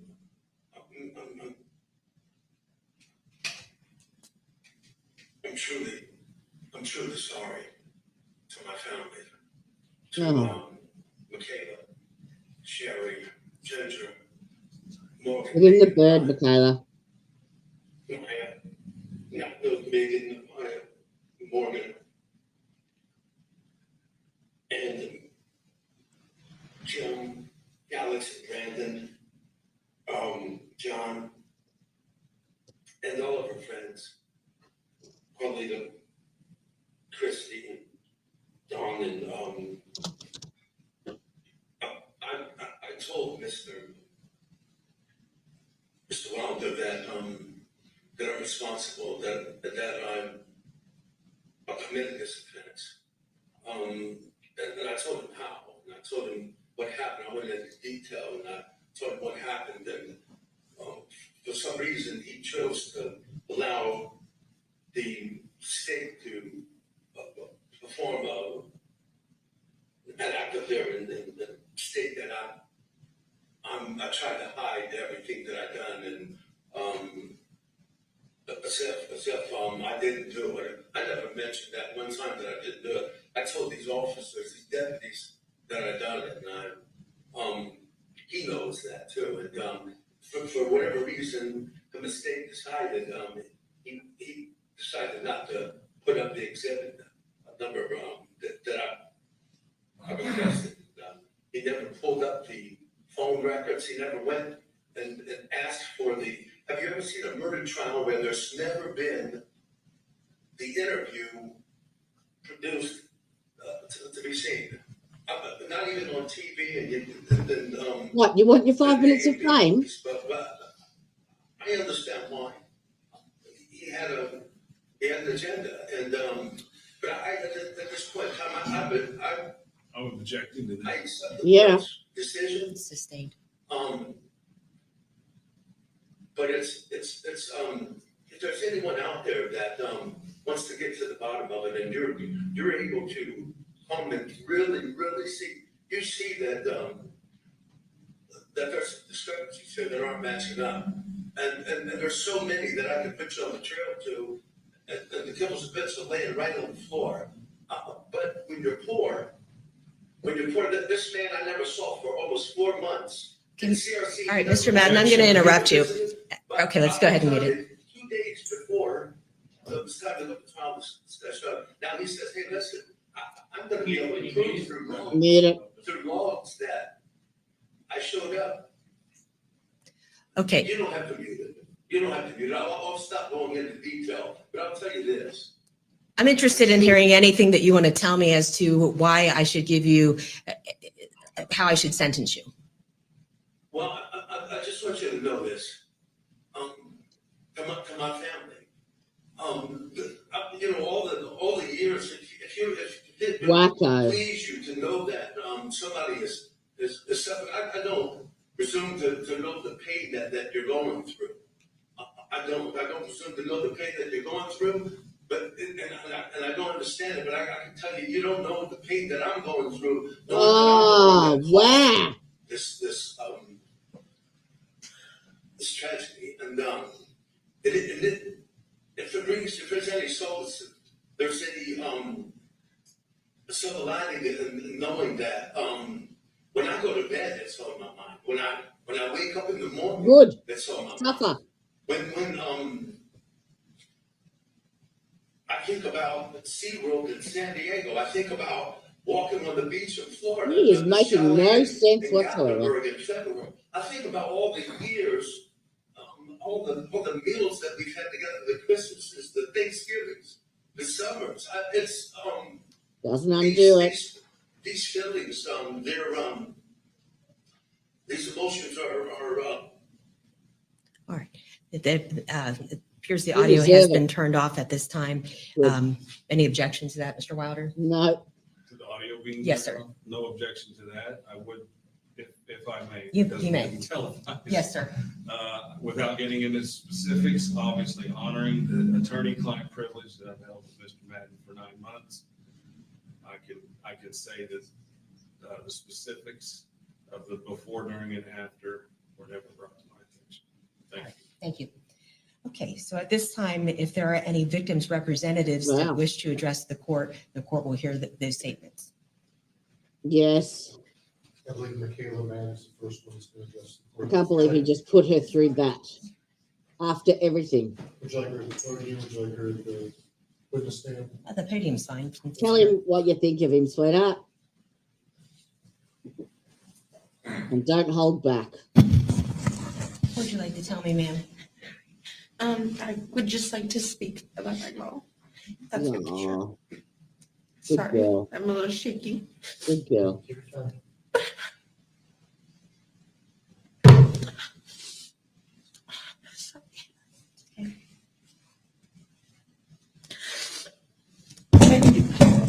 Whoa. Ladies and gentlemen, I'm Michaela Madden. I'm Rachelle Brewsaugh's daughter and our only child. I wanted to make this statement because I want you to know more about my mother, Rachelle Brewsaugh. She meant so much to our family and friends.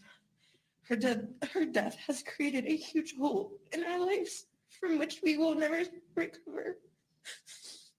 Rachelle, my mother, was the youngest of 4 children. She was the baby of the family.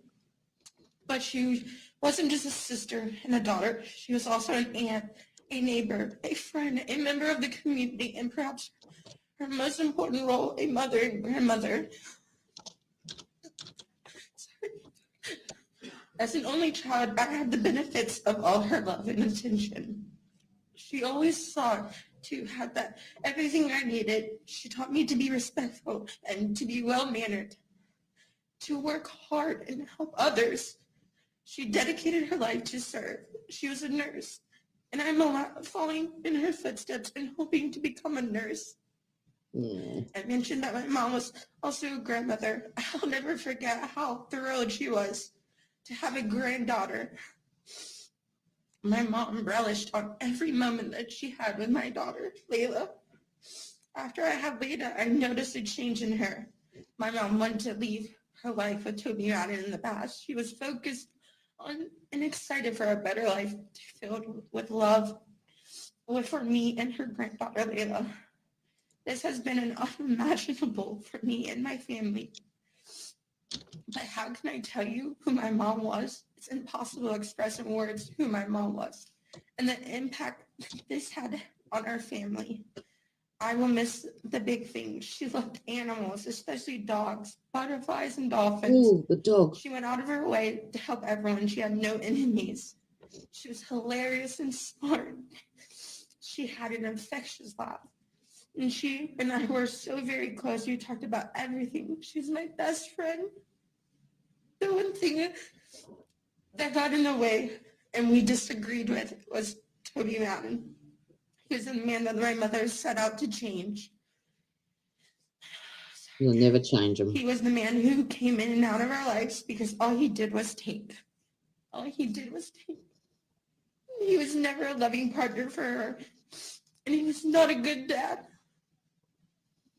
I mentioned that my mom always focused on others. She took care of him through thick and thin. But Toby's only interest was to put us down. All of her accomplishments. But I have made a better impact on my life than he ever will. People ask me if I'm better or if time has healed me. I will never get over losing my mother. Her life should have never ended so tragically. My mom was a healthy 50-year-old woman. She was full of life. She was ready to move on to the next chapter in her life from Toby. A chapter full of things to do, places to go, and happiness. My life will go on. I will raise my daughter, and Toby Madden will fade into the past for me and my family. There are going to be days that Toby will wonder about us, but he will never know what is going on in our lives, and he will never get the chance to see his granddaughter grow old. Even though Toby Madden ended my sweet mother's life, she will always be with me. He's not going to end our lives, but his selfish, disgusting act of taking my mother's life will end his life as well. Good. I know she's in heaven with God and her mother and father and sister and brother who have also This should have been a DP case. passed. But I would give anything to talk to her one more time, to see her be silly and laugh with my daughter, Layla. But I know I will never, because Toby took that away from us. And I just want to say thank you to the court, thank you to the judge, thank you to the police officers, detectives, my family and friends for everything that you've done. I'm very sorry for your loss, ma'am. Thank you. Oh, what a lovely judge. Is there anyone else that wishes to address the court, Mr. Burrs?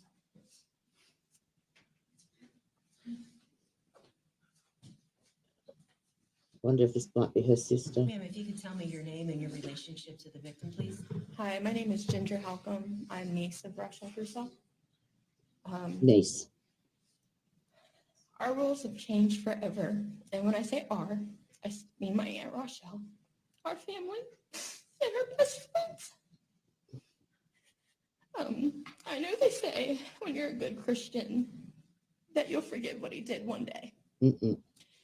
But forgiveness or not, our family asks that Toby Madden gets life in prison without parole for brutally murdering our aunt. She has taken so much from us. He's a repetitive violent offender that has a track record to prove at the age of 52 that he has no chance of rehabilitation. Our local community itself is not safe with him unless he is behind bars the remainder of his life.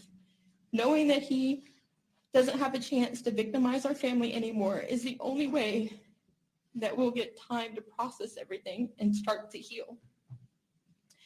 Over the course of 26 years, our family has been victims of so much violence because of his erratic, violent behavior. There are too many to even mention and not enough time to talk about.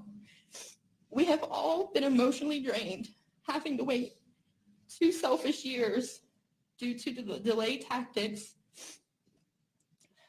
The continual delays feel like it was his last selfish act to resort to torment our family further. Waking up every day to realize that your aunt is gone forever, that's not only like a second mother, but a best friend, is torture in itself. The nightmares continue to invade our lives as we try to hold each other together. We worry about what happens if he would get out. Do we have to relocate, change our names, or do we ever have to face this monster ever again? Never For my ends for aunt to them. lose her life alone due to this vicious predator, life in prison is an easy choice to be given.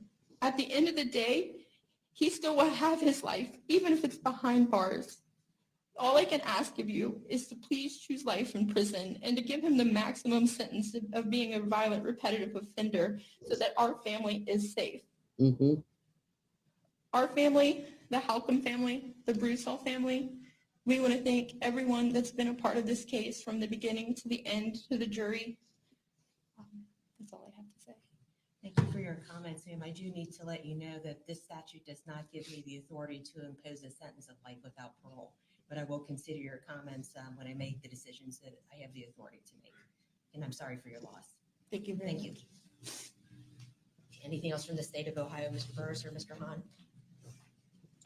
The only other thing I would like to say, I would like to thank the City of Hamilton Police Department for their work on this case. I know I think there's maybe 3 officers that testified, but there are many more that were part of this case, and justice would not have been served today without all their efforts. So thank you. Very well. All right. Well, the court has considered the purposes and principles of sentencing in Revised Code Section 292911 and the seriousness and recidivism factors in Revised Code Section 292912, as well as the penalties that are statutory penalties that are associated with the offense and the specification. The court is also considering the record and the charge and the statements made at this hearing. And the court on count 1 is going to impose the mandatory sentence of an indefinite mandatory minimum term of 15 years in prison and a maximum term of life imprisonment in the Ohio Department of Rehabilitation and Correction.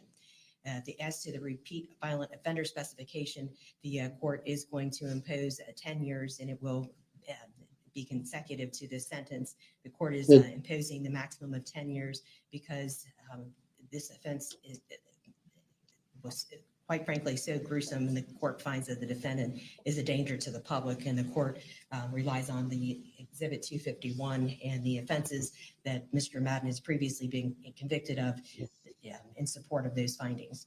The court is going to run this sentence in this case consecutive to the sentence in case number CR 22101423, and the court is running it consecutive because it believes that consecutive sentences are necessary to protect the public from future crime and to punish the offender.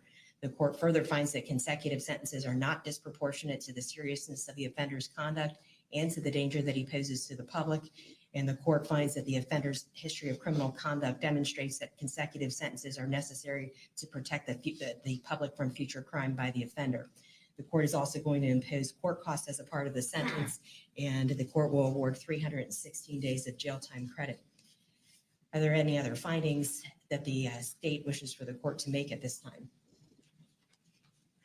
So it's 15 years to life. The RVO is consecutive. I think that's by law. Isn't that any sentence on the RVO is consecutive by law? And what was Judge Stevens' case number? That is a CR 22101423. I don't believe there's anything else showing. Okay. Anything on behalf of the defendant? Sure, Judge. I don't know if this is required or not. Should there be any advisement at all about PRC at all, given the sentence? I may not. I was just making sure we're clear before we left. By understanding that it does not, because of the indefinite nature of this sentence, the defendant would be subject to parole rather than post-release control. Does the state have any objection to the court's findings? Okay. Nothing further And then the final thing that I would indicate that this defendant does have a right of appeal, and he has 30 days from the date that the conviction entry is filed to file that notice of appeal. I will file that for him, Thank you. understanding that he will have to do an attorney. Yes, sir. All Thank right. you, Well, again, I thank the counsel for their professionalism, and at this time, we will recess on this matter. Thank you. Wow. Wow. All right. Whew. Okay, so basically, let me explain that. I'll take this down. That's over. Thank goodness. All right, so he is currently serving the case that they were talking about. He's currently incarcerated on the previous drug charges for the 300 grams of meth in the suitcase, and that sentence was 11 years. So he has 300 odd days credit served towards that. So we've knocked that to 10, and he got 7 years for the first whatever charge she said, and then he got 15 to life for the murder charge, and then he got 10 years for the violent offenders charge. So that all totals, if you took it at 15, because it was 15 to life, so the bare minimum that he's in there is 42 years. And how old is he? 50. He is 52. So, state funeral in Tippin, and there is no better place for him. Well, there's one better place, but then I'd be in the courtroom. So he missed the end of that. He ended up pretty much, he self-snitched himself right at the very start of the trial, and then pretty much confessed at the end of the trial as well, after threatening his attorney with violence. So he was not allowed to be present in the courtroom for the verdict or the sentencing. I'm glad they did a quick sentencing. That's good. Nasty, violent, horrid man who, in my opinion, deserved exactly what he got. And by the sounds of it, you all agree. It took the jury at 1 hour, 15 minutes of deliberations to find him guilty on all counts.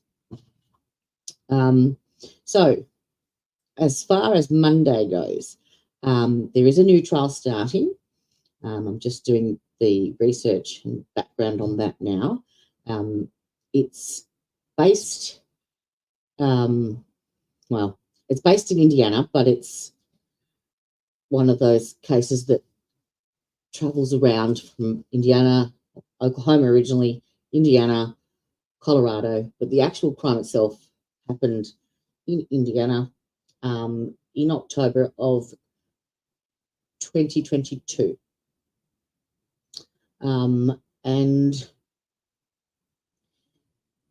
it's a sad case. It involves a beautiful, beautiful, innocent 2-year-old girl, and she was let down by everyone and everything that is designed to protect her, including her mother, DHS, or DFS, what is it? DFS, police, law enforcement, family. And yes, it's a very sad, sad tale. The mother and father had lived in Oklahoma and had 2 children together, Oakley and a little brother. And they split up, and apparently in Oklahoma, the antiquated custody laws over there apparently allow the biological mother full custody instantly. So she took off with both of the kids with a new boyfriend called Rowan Waters, who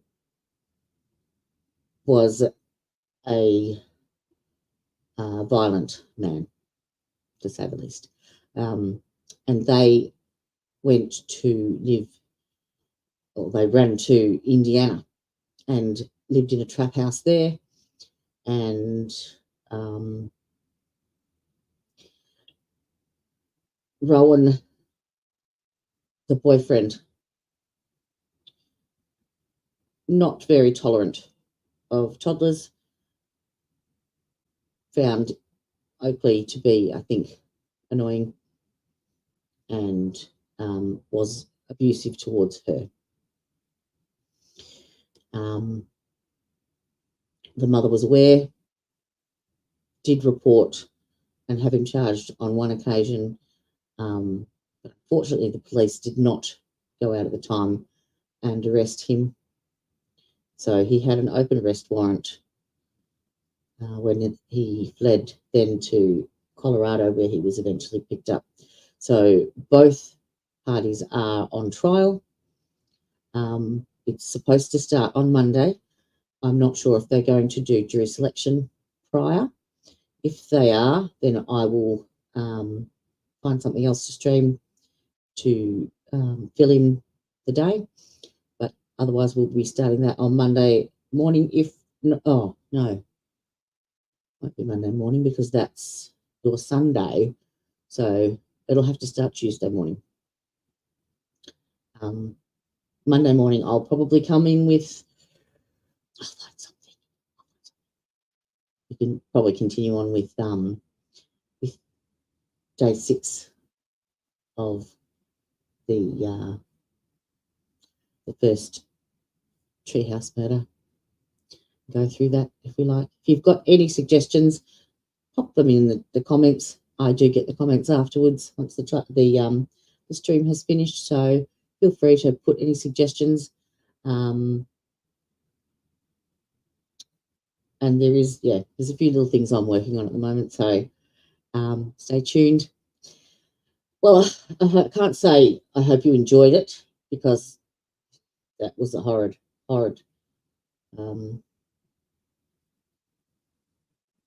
thing to do to someone. And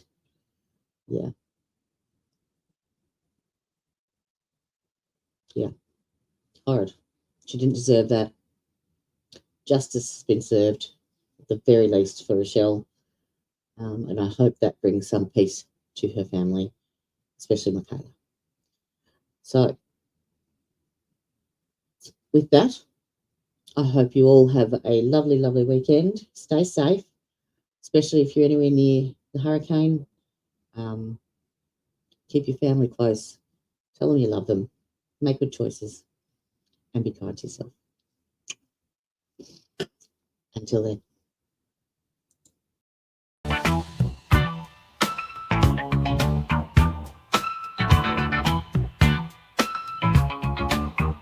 Covering true crime and police arrest, where the judges move and the defense rests.